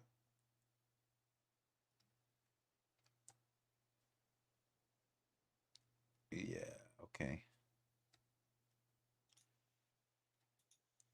Let me just fix. Now, your chat needs to be close, narrow from the right. No, I know what I need to do. I just need to find the. No, that's not it. Here we go. Right. Okay, let me just do that. Okay, that should. There you go. How's that? I don't know how to change. No, for me. It takes 20 seconds. Right. Okay.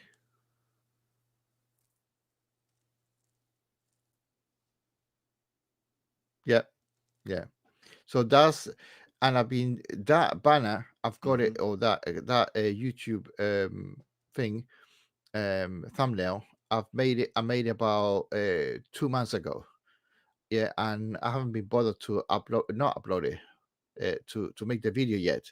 But that's what I want to talk to you about, or that's what I wanted to talk about, which I did to you on the previous thing, right? The family business, the family. Just to give an analogy, right? Because you can change this instead of being the family like a corporation, right? The main boss, then you got the managers, and then you got the ground workers. The So same you're shit. saying that God is the corporation, Yes, correct. and the Father, the Son, and the Whatever, grandchild, whatever, are correct. just cogs in the corporation.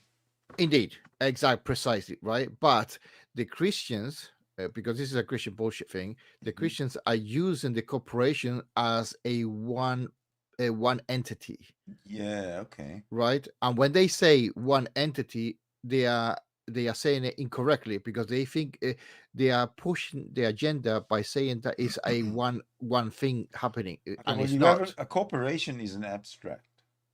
A No, you person, understand? No, we're talking a about an person is analogy here. tangible. So what you're saying is that the family or God is something that Yes, is not one tangible thing, but each like the son and the father and the grandchild, each is a one. Each person is a one on his own, an individual. But the indeed, central God is not an individual. It's more like a family, more like a corporation, more correct. like more like an Like a team. abstract. You use Yeah, it. You exactly. can use it. You can use it. The analogy of a team, Right. that you got Indeed. the trainer, then you got the players, and then you got the person who does Right. the cleaning, Got it. right? Yeah. They're part of the same team, Yeah. right? And that's it. So That's a basically, very, very, very good way of debunking the whole triune and indeed, Trinity exactly, thing.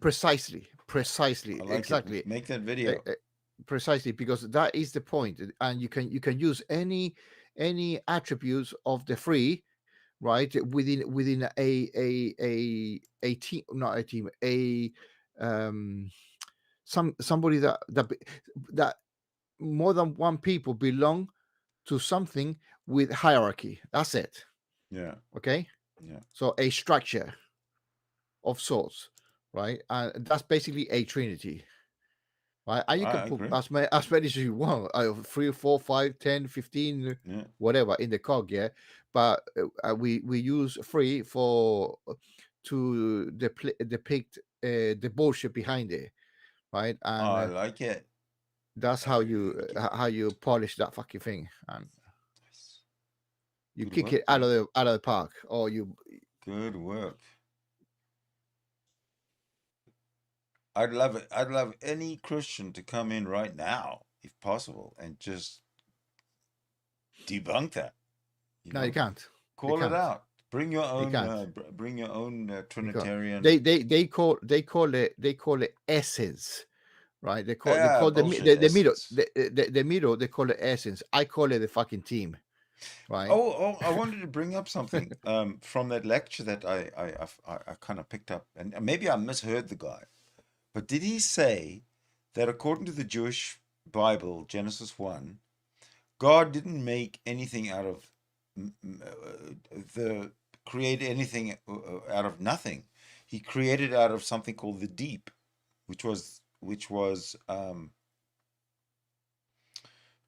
present either with God or before God. Did I hear that right?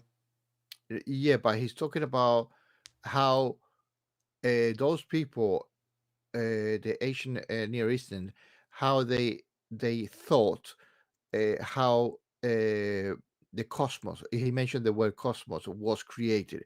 So we're talking about the local acquisition of knowledge, the limited information about what they knew. Okay.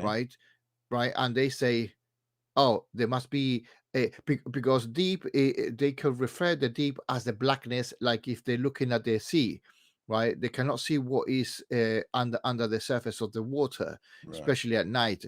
So they can equate the word deep as unknown. Right. Right. So it's just a a way of interpreting, making sense of what they don't know.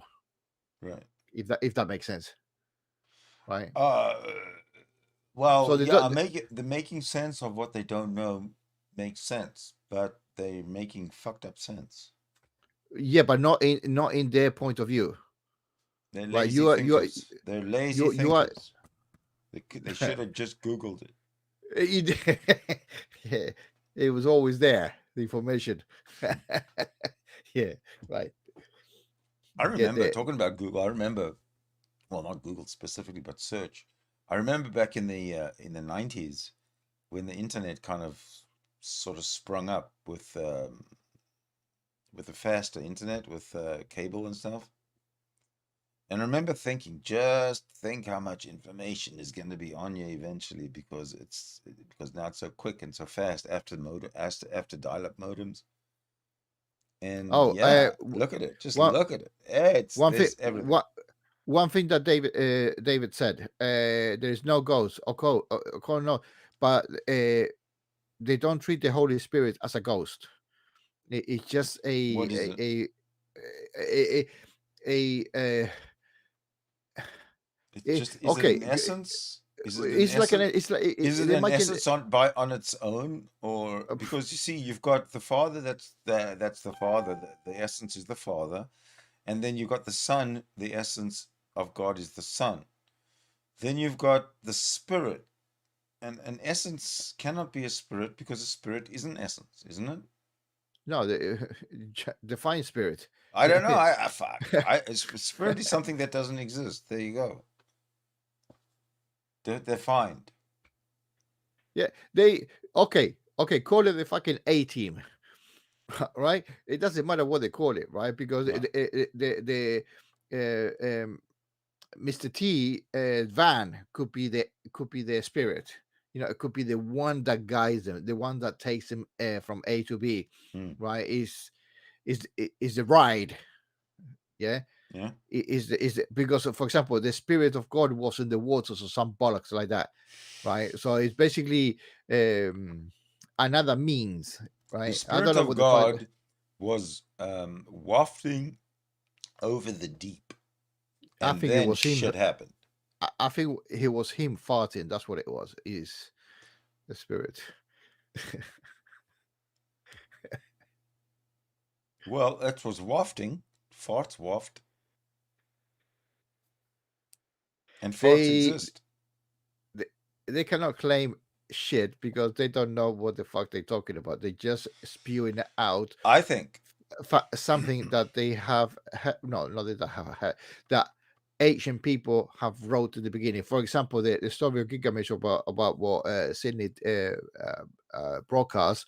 The person doing the talk, it says there were basically what he was saying is that there was a story before that, and there were people copying the story or.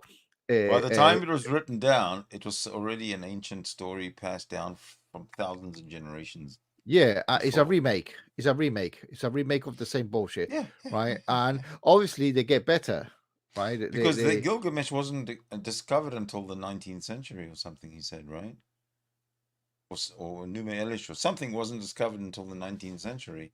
Now that we've got it, now that we've discovered it, we see there's a similarity between the Gilgamesh and the Old Testament. So what the fuck? No, the other way around. There's a similarity from the Old Testament to the Gilgamesh because the Gilgamesh, yeah, of course. is earlier. So what the fuck, Jews?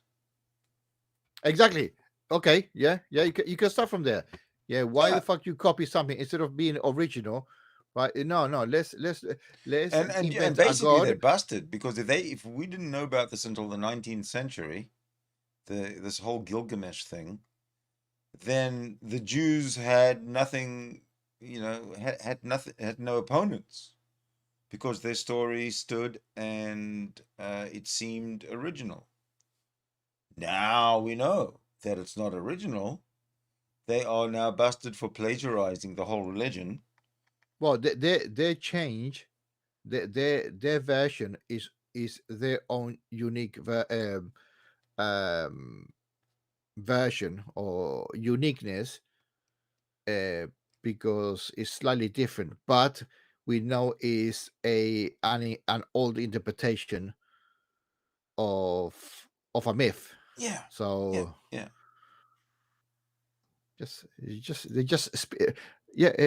a remake. It's a remake. Simple as, right? I think this in the Gilgamesh, the guy was good and bad, and he wanted to go to some place to find out. But the Jewish separated the good and the bad, yeah, and made the God always the good, and the bad is us, right? And then the Christians expanded it on it, saying, okay, the God is good. We know people are bad by default, but let's put another person, which is Jesus, to solve the fucking problem. How cheesy can you be? I'm willing to bet that these lectures are going to come up with something like the Christians believe. I don't know if this is true. I'm just making it up. The Christians believe that human beings are born with original sin, and sin is evil. Therefore, human beings are born evil. I bet you that'll come up in some philosophy or other, theology or other. Yeah, What do you but think? that's a statement. It's a claim that you need to back it up, Well, right? that's And if you're why gonna, we've got 36 lectures to get through to find one of those that yeah, backs yeah, it no, up. no, no. What I'm saying is that they are saying it, and what are they basing it on? They're basing it on circularity argument. They're Yeah, using the Bible uh, um, to to prove prove the the Bible. content of his claim. Yeah. So, Well, the thing about the Christian is that they have to go to the Bible. of You course, can't ask them to talk about anything without them having to refer to the Bible in order to affirm or validate what they're saying. So that's the best they can do, and that is bullshit. and the real sad part of it Mm, is that because it is a religion, it is a fixed thing, and if we are able, well, we have, but if we are able to change to acquire new information that is different from what it was traditionally written, they would have a clash, and they don't like that, right? So they mm. have to use philosophy and all that kind of bollocks to justify or to sugarcoat their bullshit, right? They want to put whipped cream on top of bullshit. Basically, that's what it is.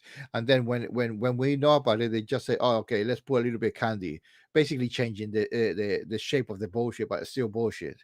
The theists want to keep the whole argument outside of reality, and that is why they insist on talking from a philosophical point of view only.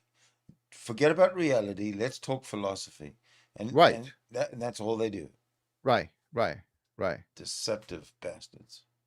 Philosophy is not. It's not for. It doesn't discover things. Exactly. It Totally makes doesn't. people. It makes people try to understand what has already been discovered. Yeah. Right? Yeah. Or worse, to confuse people because they got too many fucking terms, Hmm. right? That is, listen, shut up. Yeah. Yeah. Just prove it and then we're happy and move on. Exactly. Exactly. Yeah. Come in, Don't, prove don't, me don't- wrong. Let's move on. yeah, don't try to convince me with bullshitology I I want to philosophy. call. Yeah. I want to be convinced to the point where I start calling fellow Christians my brother and my sister. That's how much I want to be convinced. So, bring it. No, they won't. They won't. Of course, They they won't. can't. They They can't can't. because, They can't. from the very beginning, axiomatically, we can state that all gods are imaginary, and there's absolutely nothing anybody can come in and say to refute that.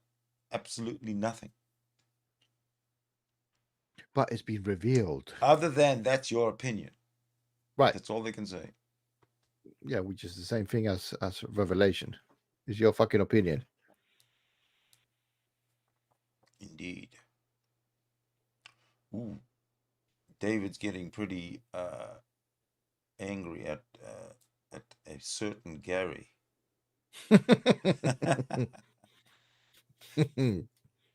A guy named Gary. You know, we never ever got to the bottom of why Darth Dawkins got so upset about accusations made about Gary Mill. But you know, he has stopped, right?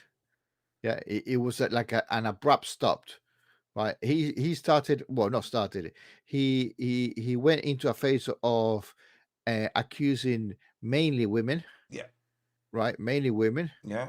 Some of us jumped in and publicly said to him that he's fucking full of shit. Mm-hmm. Especially about the video that I made about Patrick, right? Impersonating Yes. a dead person, which Yeah. is fucking well lame, right? Oh, And he's such a lowlife. he's got the fucking audacity to say that whatever he does is always right and he's never wrong. How the fuck can you say that and not laugh at him at the same time? You know what I mean? Okay, I think we've come up with Winston's law. Winston's law. Every conversation on YouTube, but when it's an atheist theist topic, at some point or another, somebody will always mention Darth Dawkins. That's Winston's law.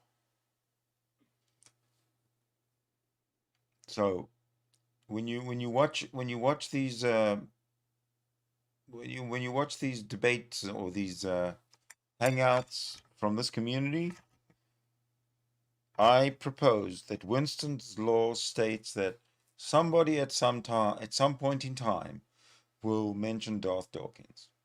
It's very similar to Godwin's law. You know what Godwin's law is?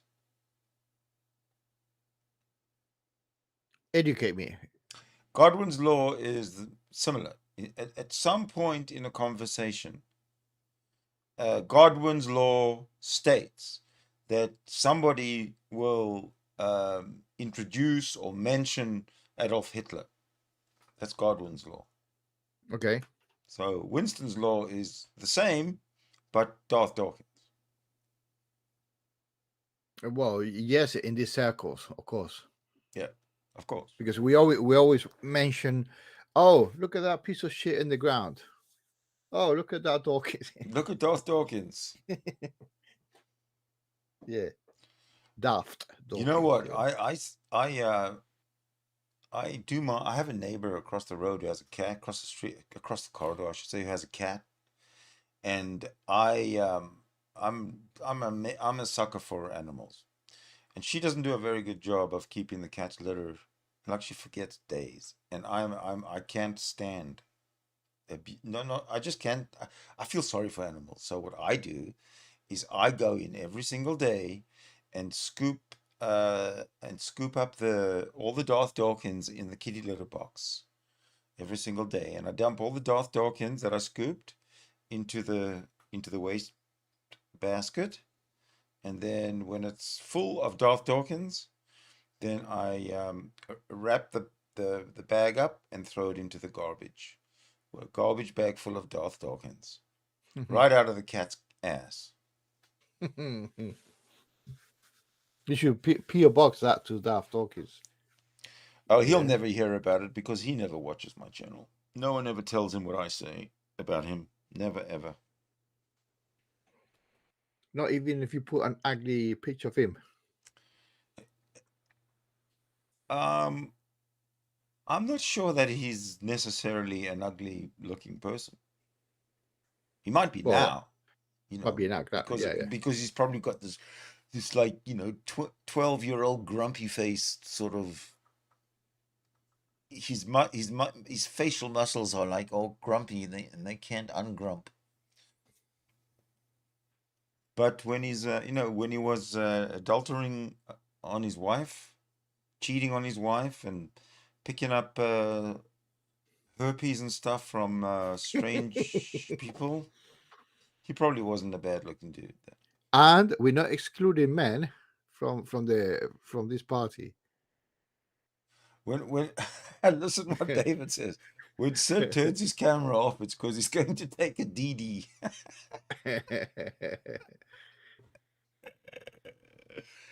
Okay, that's funny. Maybe because my name was mentioned.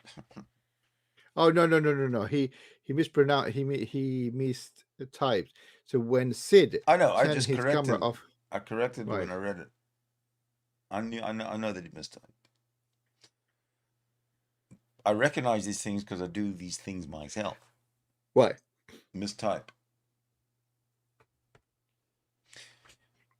My issue is anxiety. So when I slide off the anxiety meter a little bit, then I start screwing up.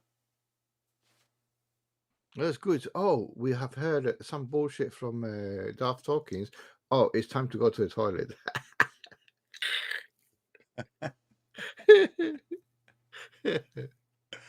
Oh, So shit. David says Darth has seriously been tanking as of late. His time is short. What do you mean, David? What? He's running out of fucking scripts. Every argument or every shtick, as he calls some of us, is running out because most of the good thinking atheists can counter his bullshit claims.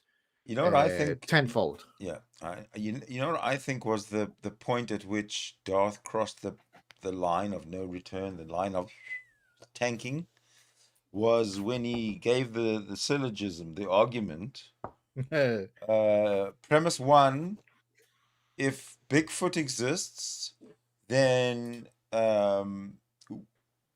if Bigfoot exists, then and somebody sees Bigfoot, then Bigfoot exists. If Bigfoot exists and shows himself to somebody, then Bigfoot exists. Okay, so Bigfoot exists is premise one. Premise no, how can Bigfoot would exist if he was able to be evidenced by somebody. If he decided to show himself, to present himself to somebody. That's what Dar said. Bigfoot would exist if he decided to present himself to somebody. Premise one. Premise two, Bigfoot presents himself to somebody. Has presented himself. Bigfoot has presented himself to somebody. Conclusion, Bigfoot exists. Right. That's what killed Darth Dawkins, his whole reputation. He'll never live that down, ever. And then he said, okay, so now I'm going to say, if God exists, then God would appear to as evidence. It will manifest. God will manifest as evidence. Premise two, God has manifested as evidence in front of humans or in front of people. So conclusion, God exists. That has absolutely killed his whole reputation. He's done.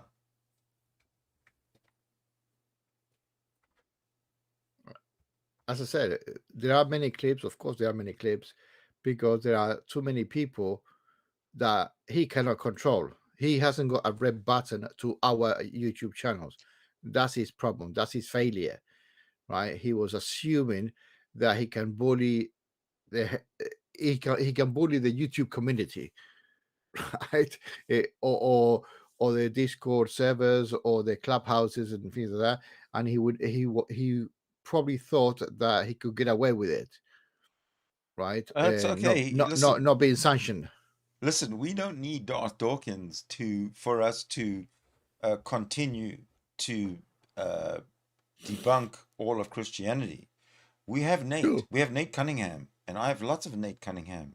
We can debunk for months, and we will. We've got Nate Cunningham, and we've got this series. So I got lots of content already ready. Just throw it up He's there. another one. I've heard him from Youngs as well. Never interacted with him, but man, who he can make Cunningham. He can make his own shit as well. Mm. Well, the way he talks is the way Mike Winger does, but with more success. So you can imagine, Yeah, right? Nate Cunningham is just he's very polite, he's very nice. He Yes. expects the same. He's actually also a nice guy. Like Otangelo, he's a nice guy. He's just very, very, very Wrong. wrong. Yeah, totally wrong. It's nice when he's not speaking about religion. Yeah, because he talks about music, and he's got a family, just regular stuff. Right. We used to talk. Yeah, Back in the day. regular There human was a being period stuff. of Yeah. about 3 or 4 years where we'd all get together almost every day, and yak it out and argue and laugh, and joke around and everything. I think what I'm going to do going forward when I do my reaction videos, it's going to be to everything prior to 2016, because 2016 everything changed. The whole internet changed. The social media platforms changed also. The people using social media platforms had to change. So I've got a lot of content from before 2016. So that's, when we really were allowed to talk without feeling shackled in Yeah, any way. we are being restricted. Yeah, right now we it's almost like, KGB or the CIA is like watching every word we say. Which is ludicrous. Oh, Ludicrous. you know what? I have seen. I don't know if you notice this. Do you use much your mobile to?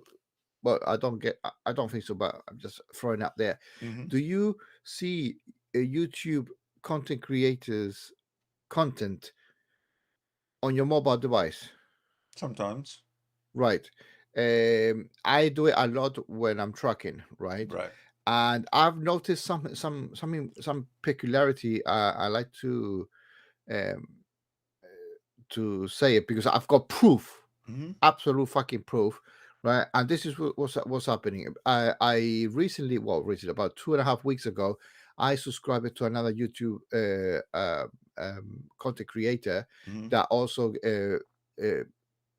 uploads stuff against Daft Dawkins, right? Okay. Right. So that's fine, but he has got, like, shall we say, less than 1,000. So he's not using ads, obviously, right? Obviously. Okay. Now, okay, that's fine, whatever, right? But the point is that whoever uses a mobile, YouTube will throw advertisement at all time, except if you got a premium YouTube account, right? Correct. Okay, well, because I was interested on his content because he's got a short viewership, I wanted to give him watch time. He deserves it, right? So fuck it. So I not invested. I put the time to watch his content for almost from his beginning, right? And carry on like that. So anyway, fine. I was halfway down, watching his video, and a fucking ad popped up, right? And he's got 20 more subscribers than me or so. He's on the 130s ish, right? How many subscribers does he have? 136, 130 something. And he gets ads on his channel? Right. That's what I was getting at, right? And to prove it, I made a snapshot of his YouTube channel and says add 1 of 2. Yeah, sometimes they fucking right. So that's absolutely fucking proof that YouTube it was using his channel to slide fucking advertisement to people that have got lower viewership. There could be a logical explanation, and I think Go I'll on, have it. I'm all ears. Okay. All right. So he's using content that he got a copyright claim, not a strike. But if you use content that gets a copyright claim, then any monetization from that video, from your YouTube video, goes to the copyright claimant. Okay. and I don't think you have to be monetized for that to happen. Right. But if an advertiser thinks that your content is not violating anything and it's okay for advertisers, and you have copyright claimed material, then they can put an ad in there if it qualifies for ads based on your content, and give the revenue to the copyright claimant. That's what I Okay. think could have Right. happened. Right. No. Well, yeah. Yeah. That's true. That's true. And I knew that, right? I Okay. knew that. But he uses Daft Dawkins content, and he's got a he's the one who uses Daft Dawkins as a clown, right? Yeah, And it could be an image, it could be a 2-second sound clip, it could be anything that you no, make. it's only him. It's only him talking about, or what I put in the beginning of my videos of the list.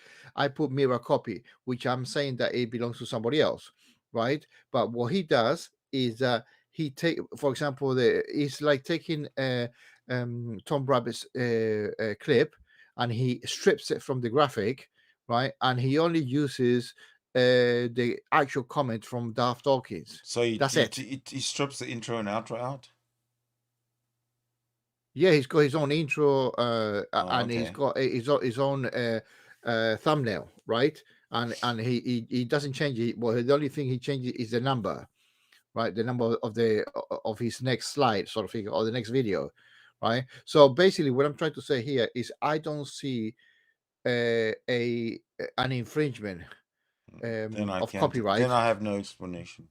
Exactly. And I try to use your logic or your reasoning, right? Or no, not your reason, your justification as a possible excuse, but it doesn't warrant, right?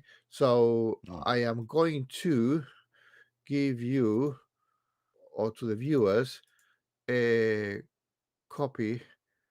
I'm not pushing his channel. It's just the evidence, right? Just for you to let you know, this is the guy's YouTube channel, right? It's no need to watch it or anything like that, but I just tell you the reference. And on my mobile, that's how it came up, and I was a little bit pissed because of it. Not because I don't get anything, because I'm not interested. I make enough money of my own job. But what I'm saying is that YouTube is fucking sliding advertising. They probably got too many advertisement and not too many 1,000 subscribers range type of thing, right? Yeah. So there's more people with less more people with less subscriber with the possibility to put advertisement, that they have to put it somewhere. Well, no, the advertisement, no, the under 1,000 subscribers doesn't mean you can't get advertised. You can get advertising on your channel. It just means that I cannot make any advertising money until I get 1,000 subscribers. Yeah, but so what's the point? What's the point of you or of allow it? Well, you cannot, because the two requisite is 4,000 viewing hours No, plus but I plus. get a little claim every time there's something in there that is copyright claimed. I get a little message a little email from YouTube telling me that somebody's claimed the content, and then I've got options. Oh, no. I'm not. Yeah. Of course. But I'm not talking about you making a claim. Imagine you make your own video and you have less than 1,000. Well, you actually have fucking left. I have way less than 1,000 subscribers. Yeah. Okay. 719. I can see it from here. For example, yeah. Yeah. 750 for argument's sake, right? And let's say that I'm checking your channel on my mobile and I see an ad in your channel. What will you tell me? What will you Then you got to figure? tell me. Exactly. But nobody's told me. Precisely. No, because I haven't seen it in your channel, right? Because my content is not. See, no advertisers will advertise on my channel because of the type of content that I have. I agree. Okay. Well, no, not just that. No, hold on. Well, because you may change in the future the type of quality or the type of spin that you put on it. Bill is in the Bill's gonna come in. Come on in, Bill. PCHQ. PC. Hey, Bill, don't forget to subscribe. Just kidding. Yeah, he's already subscribed Of to course, you. he's already up to joking. Of course. I'm just joking. I'm joking. Yeah. Joking. Just joking.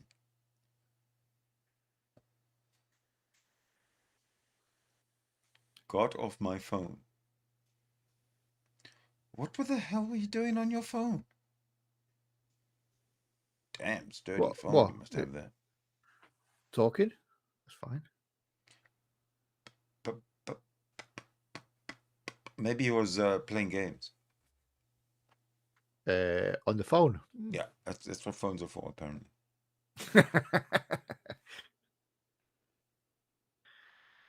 Oh no, it's for selfies. How many people do you know who have those little dangly white earphone things that sort of look like earrings? I've seen it. I've seen it a lot, In like and in I've the seen streets? it. I've seen it on guys as well. Yeah, yeah. What is that exactly? That's inalambric speakers. Say it again. But no It's what cable. speakers? Inalambric, no cables.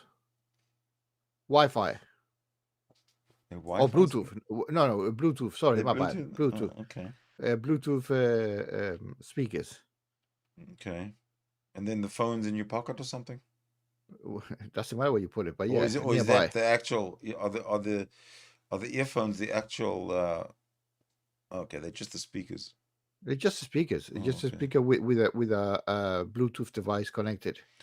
And I've also seen people like when they're on TV doing an interview or something, they have one in one ear. Why is that? Oh no, that's different. What they have is a second person in the background telling them something. Probably they run it on a script. Probably is the producer say, you know what, ask him this fucking question. Don't let him get away with that with that bullshit or whatever. Yeah, especially presenters. All presenters, all channel anchors do have earpieces, right? No, And I know, of course, but I'm saying why right. one when it comes to these white dangly things, but two when I see them on the street, just walking around. And if you can get away with one, why do you need two? Where? If you look at Rising or Breaking Points or any show where they interview people like over Zoom, because you need to hear what the person is saying, and because if you have two earbuds and your boss is telling you a couple of things, he only needs to say it to you in one ear, right? So you actually listen to the conversation, right, with the person that you are interviewing or having the chat, but whatever. it's a person in their house alone. So it's not, it's like a Well, you personal actually interview. shorten it. Yeah, but now you shorten the range. I don't know, whatever the fuck they want. I mean, the other day, or they can even fucking be listening to music, or they listen to something else that they need to, or they're chatting with somebody else. Okay. Now the Trinity makes sense. Henry says, "Hi, Bill. Welcome, buddy." Oh, thank you. I guess. Yeah, I think you've hello, Bill. I think you've made your mark on history. Hello, wow. Billy. Can you hear me okay? Of course. Of course I can hear you okay. How I do that? I fed. No, sorry. You fed what? Wait a minute. Okay, I had to turn my other thing off. I fed a turd to my Dark Dolphins. Fed a turd, eh? No, I was on my smartphone. Yeah, I was on my smartphone there before because I just picked it up in the bathroom having a cigarette, and that doesn't have a bill past due on it. It has a David Albert on it. So yeah. Oh, that's not I just good. doxed myself. I got plenty of So online you're David presence with Albert that too. So you David Albert? Yeah, that's now? my civilian name. Civilian name, David Albert. But my preferred persona and avatar is Bill Pazdu. Okay. Okay. Fair enough. It gives Then you a renaissance name. We will accommodate your wishes and call you Bill Pazdu. Yeah, that's the one. Back in 1980, when I was doing recordings and stuff, I had a little independent recording studio. I was doing all the punk bands and stuff, and everybody had fake names, you know. I Right. get a lot Usually of I get a Johnny. lot of mail addressed to you, you know. Oh yeah, yeah. So they One call guy. me, I don't know what, but that's past due, past due. Everything is past due. And I'm thinking, well, why don't you just send it to him? Hey, if they send it to me, I'll find someone else to forward it I to. get a bill and it's past due. Well, I'm not Yeah. billed past due. All our bills are past due. Don't you forget it. There was that song from some Australian band. Now's the time to pay the rent.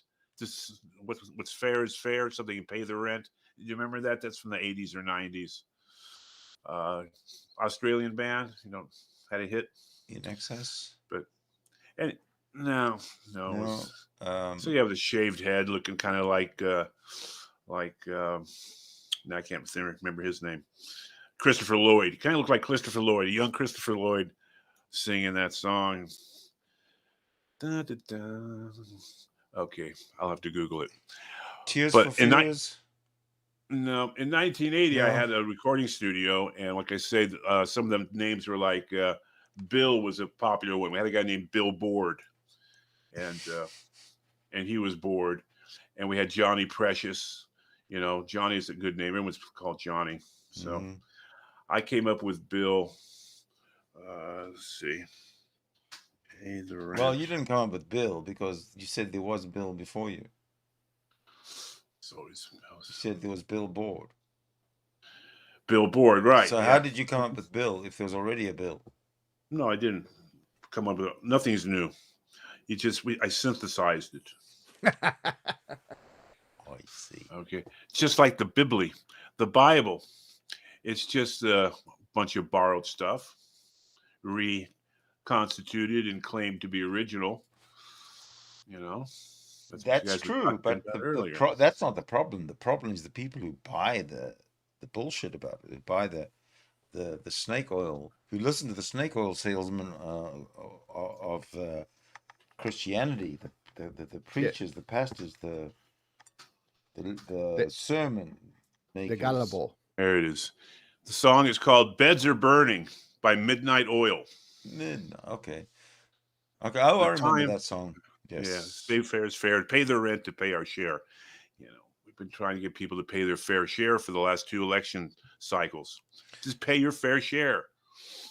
That's been going on since I've been in North America for 40 odd years. So it's going to go on for the next 40 odd years, I'm sure. If not 140, if not 340, if not 1,000 years. Pay your share. It's a trope. Yeah, established in 1802. Pay your fair share, established 1802. Right. And never implemented. At least. It's an old going concern. So I'm looking at this big picture over here. His father, Mike the son, and Mike's child. Yeah, okay. Look, number Now one, this is well, first it's to take off of yours that you posted that had yeah, but listen to the explanation. Well, I just want to understand which one is the Holy Ghost. The Holy Ghost is just another name for a supernatural entity. Who's the Father? The Father is also a fucking ghost. Okay, the only person that allegedly is real is the character under Jesus Christ. That's the only physical person. So the Holy Ghost could be fucking God for all I care, right? And I understand that. I understand all that, but what I'm saying is you're doing a satire of a pre-existing image. Yes, it's not a satire. It's an upgrade. It's a logical. It's rationalizing. It's a logical upgrade. It's an affectionate bastardization of it to apply to this other topic. No, right. It makes logical sense. This one makes logical sense. Bill Pasdu is a bastardization of the French words. Okay, it sounds like it's French, but it doesn't mean anything in France. But this one, so it's just that when I look at it, I say, okay, I kind of get it, but where's the fallacy of is not is Right. The fallacy corporate the family, nuclear family. the nucleus. The nucleus is the center, right? Okay. Which is the placeholder of the spokes, right? So, but Right. the spokes or the end of the spokes are individuals, are individual entities. It doesn't matter what it is. It's just individuals entity that belongs to the central. So the outer spokes are not its corners. So the Mike's father is not Mike. Yeah, Mike, the son, is not his father, right? But Mike is the Winger family, which Mike is called Mike Winger, right? So his Right. father is is whatever his name is, with all respect to him. He is the patriarch of the Winger family, and then Mike's son or Mike's child or the grandfather is not the grandfather, but he is part of the family. Everybody is the family, Okay. right? It's Now close.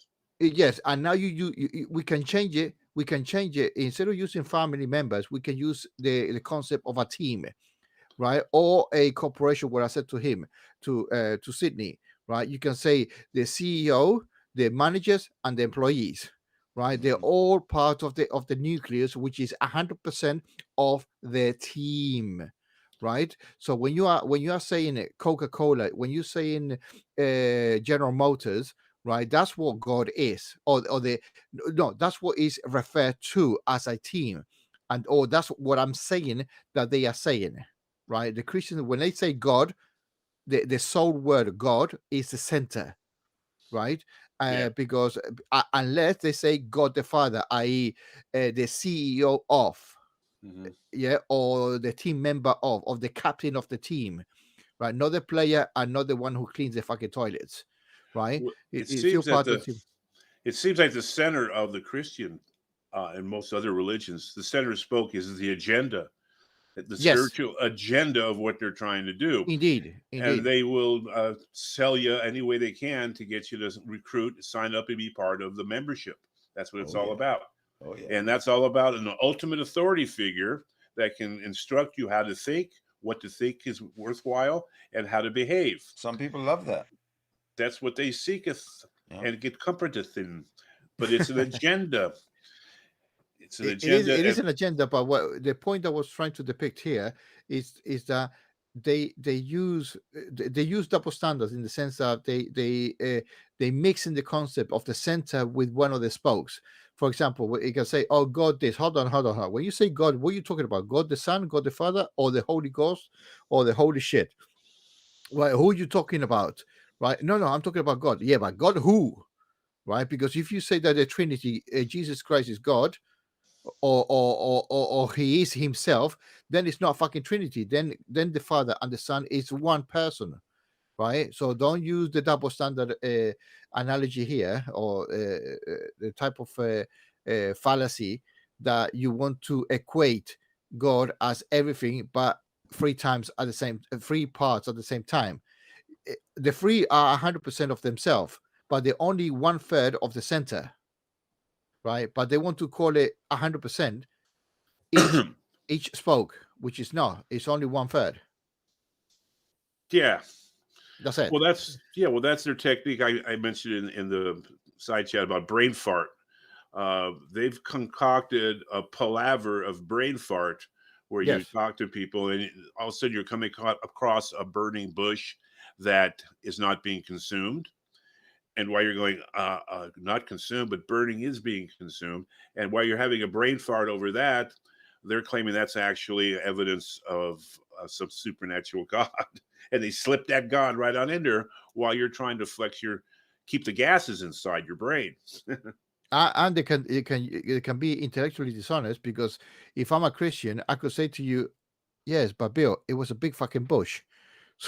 So it had 5 minutes of speaking language. Yeah, it could be anything. Well, that's the scriptures and all that stuff is a bunch of palaver in the service of brain fart to instigate acceptance of an ultimate authority figure by which they can control the membership. Yes. That's religion. So I got wise to them a long time ago. And, you know, unfortunately, these people that do that are engaged in another structure, governance, which is a whole different kind of body, but it overlaps. And we've got religious and superstitious bullshit influencing our governance and our civilization, you know, our self-governance. And that's where constantly it's an irritant to me. I keep brushing up against real obstacles and dangers of being imprisoned or you know, being penalized physically or financially because of somebody's crazy superstitious agenda. Don't like it. I don't like it either. Makes me want to wear a mask and sunglasses and rant and rave for hours on the internet. I feel the same way. Sydney. Well, that's a remarkable observation. I just don't do the ranting thing, you know, on the internet. You never. Well, hopefully you'll get plenty of guests to come in and do that. At least screeding. Is screeding the same as ranting? Screening? Screed. What does that mean? Doing a screed is like this. Is that the same as doing a rant? I don't know. What is a screed? Ranting. Oh, Dennis Miller was famous for screeding, for screeds. He used to go off on a rap. You know, ranting is kind of like what that Wesley guy does, who calls in. What's his name? Wesley Curry. Yeah. You know, he's a ranter, but Dennis Miller was famous for doing screeds, which were, and George Carlin did screeds. You know, he used to get on a roll and just tear the shit out of whatever subject he was attacking. So George Carlin was fucking amazing. Yeah, I remember Dennis Miller, and he was pretty good. He was on Saturday Night Live and stuff, and that, but he went right wing, and I stopped following him. I was pretty young when he was happening anyway. He's older than I am, which is nice. Somebody's at least older than I am. Oh, finally somebody older than Bill. Yeah. Well, I was waiting for Darth to ask me how old are you, and I was going to tell him I'm old enough to have been mistakenly switched for you in the maternity ward. So I'd love to use that line on him. I just noticed that Tom says he believes that the song, the Midnight Oil song, was talking about taking Aboriginal land in Australia. How possible is that? It's possible. That would be a pretty right wing type of thing. Yeah, kind of a racial. That'd be pretty nasty. I'd have to do my homework on that. I haven't heard that song for a long time, but I remember the videos on it on MTV were run all the time, and it got in your head. Yeah. And I wasn't thinking about Aboriginal acquisition. I was just thinking about generally in life, you know. So why should you be thinking about Aboriginal acquisition sitting in fucking Portland or wherever the hell you are? Well, I'm in the deserts of Arizona. Oh, we've got Arizona, Indian nations here that have seen a lot of abuse. Yeah.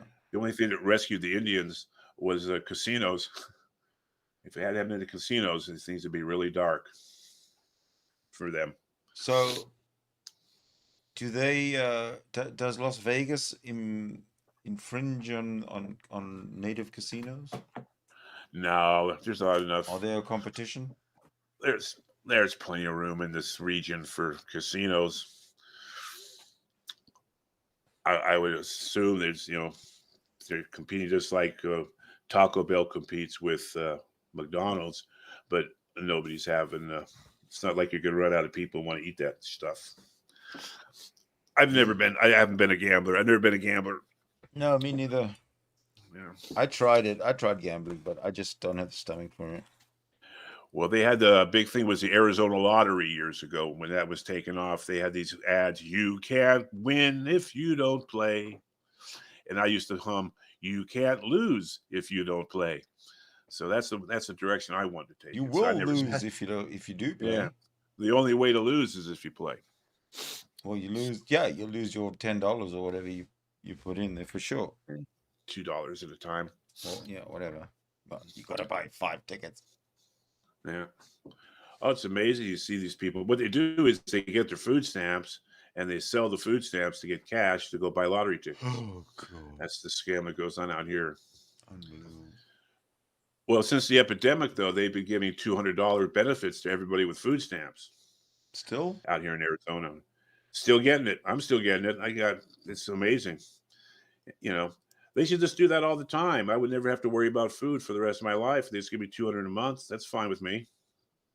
You know, and it all goes to the grocery stores. Yeah. I buy fresh food, which means it would just rot and get thrown away. So what the hell? Let the grocery stores have the money, Yeah. and I'll continue being svelte with my lean diet of quality fresh food. Indeed. What do you eat, Sydney? I eat quality fresh food. Yeah, I you have eat. to go out in I the tell you what. snow to get it. I You go to the eat. snow. No, I eat. I cook my own food always, and I eat fruits, vegetables, whole grains like chickpeas and beans and eggs and cheese. I like cheese.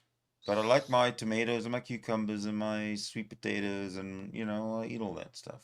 Every now and again I'll have some fish, or I'll buy some chicken, and even more rarely I'll get some beef. But that's it. Do you find food frozen in the snow as you're walking along the road? I don't go out much. Oh, okay. There's nothing better than a good fresh roadkill. Oh, no. I live in a very dense downtown area. There's no such thing. Oh, I thought you were out in a, there's a show, Dexter. I live in the equivalent of Manhattan. Oh, really? Okay. Up there in Canada. Yeah. Okay. Well, I tried the keto diet for a while, and it was actually pretty good for about a year.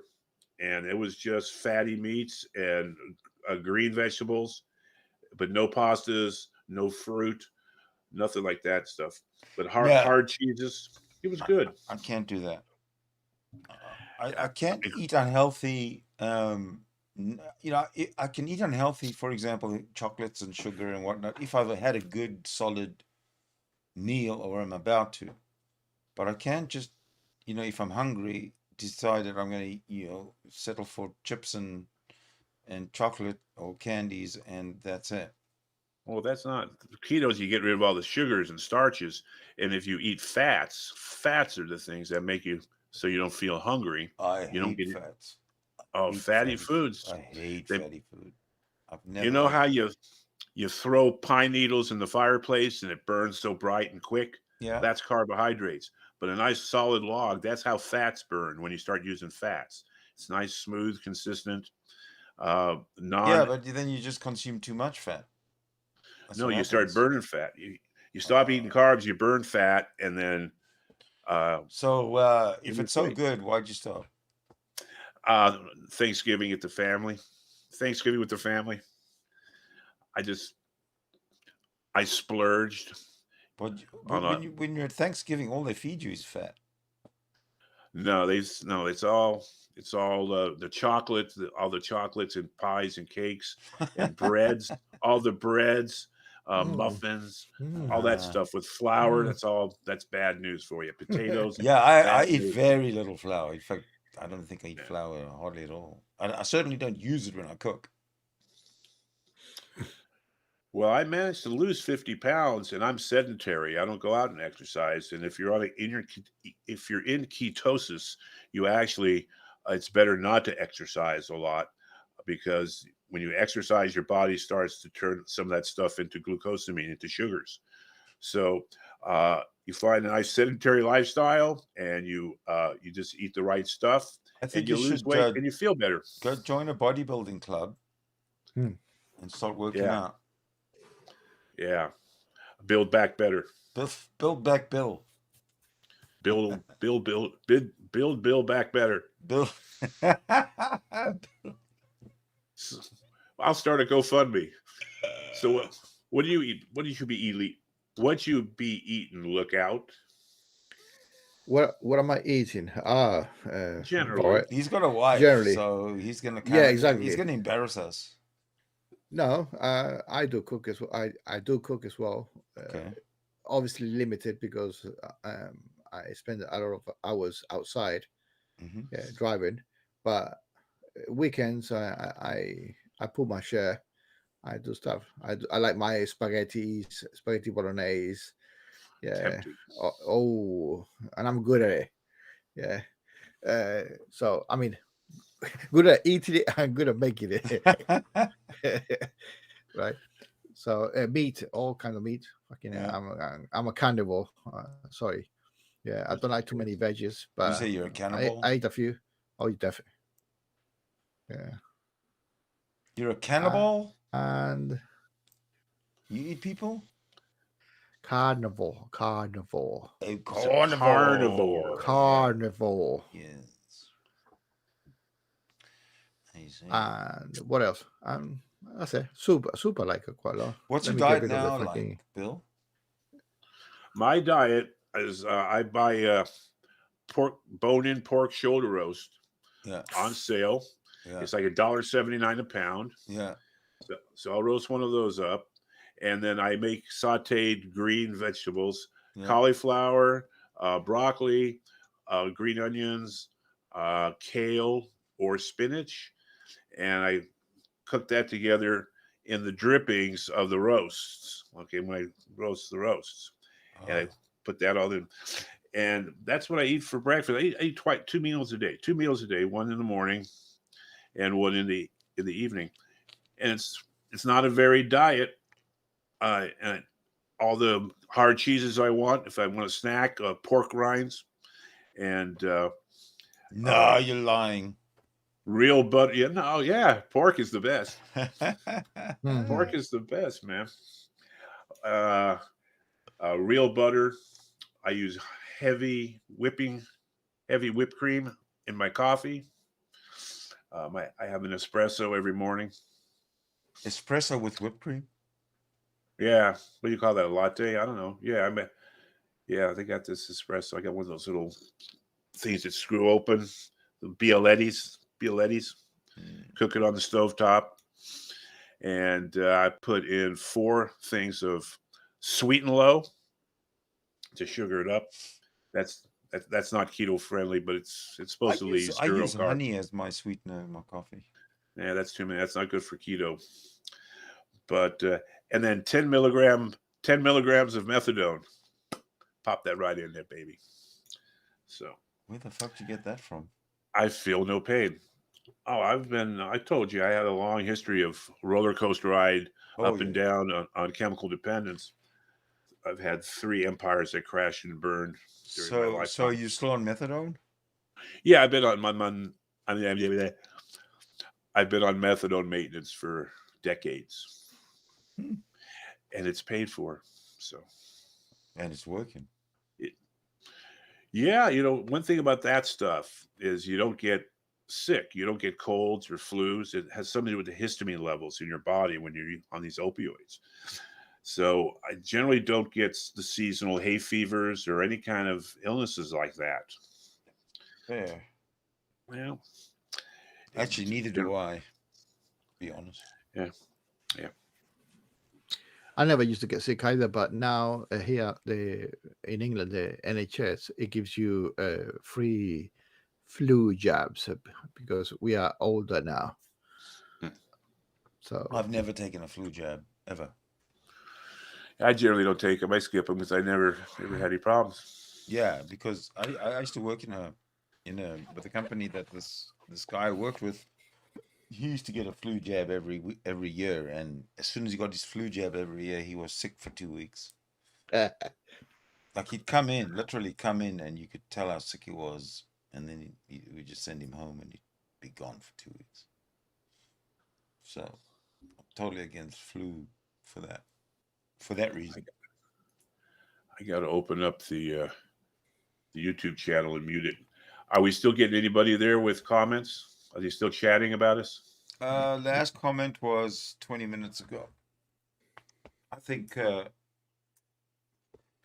Free watching. Yeah, I think I'm gonna just call it a day with the live stream. The room will still stay open. What happened to Bill?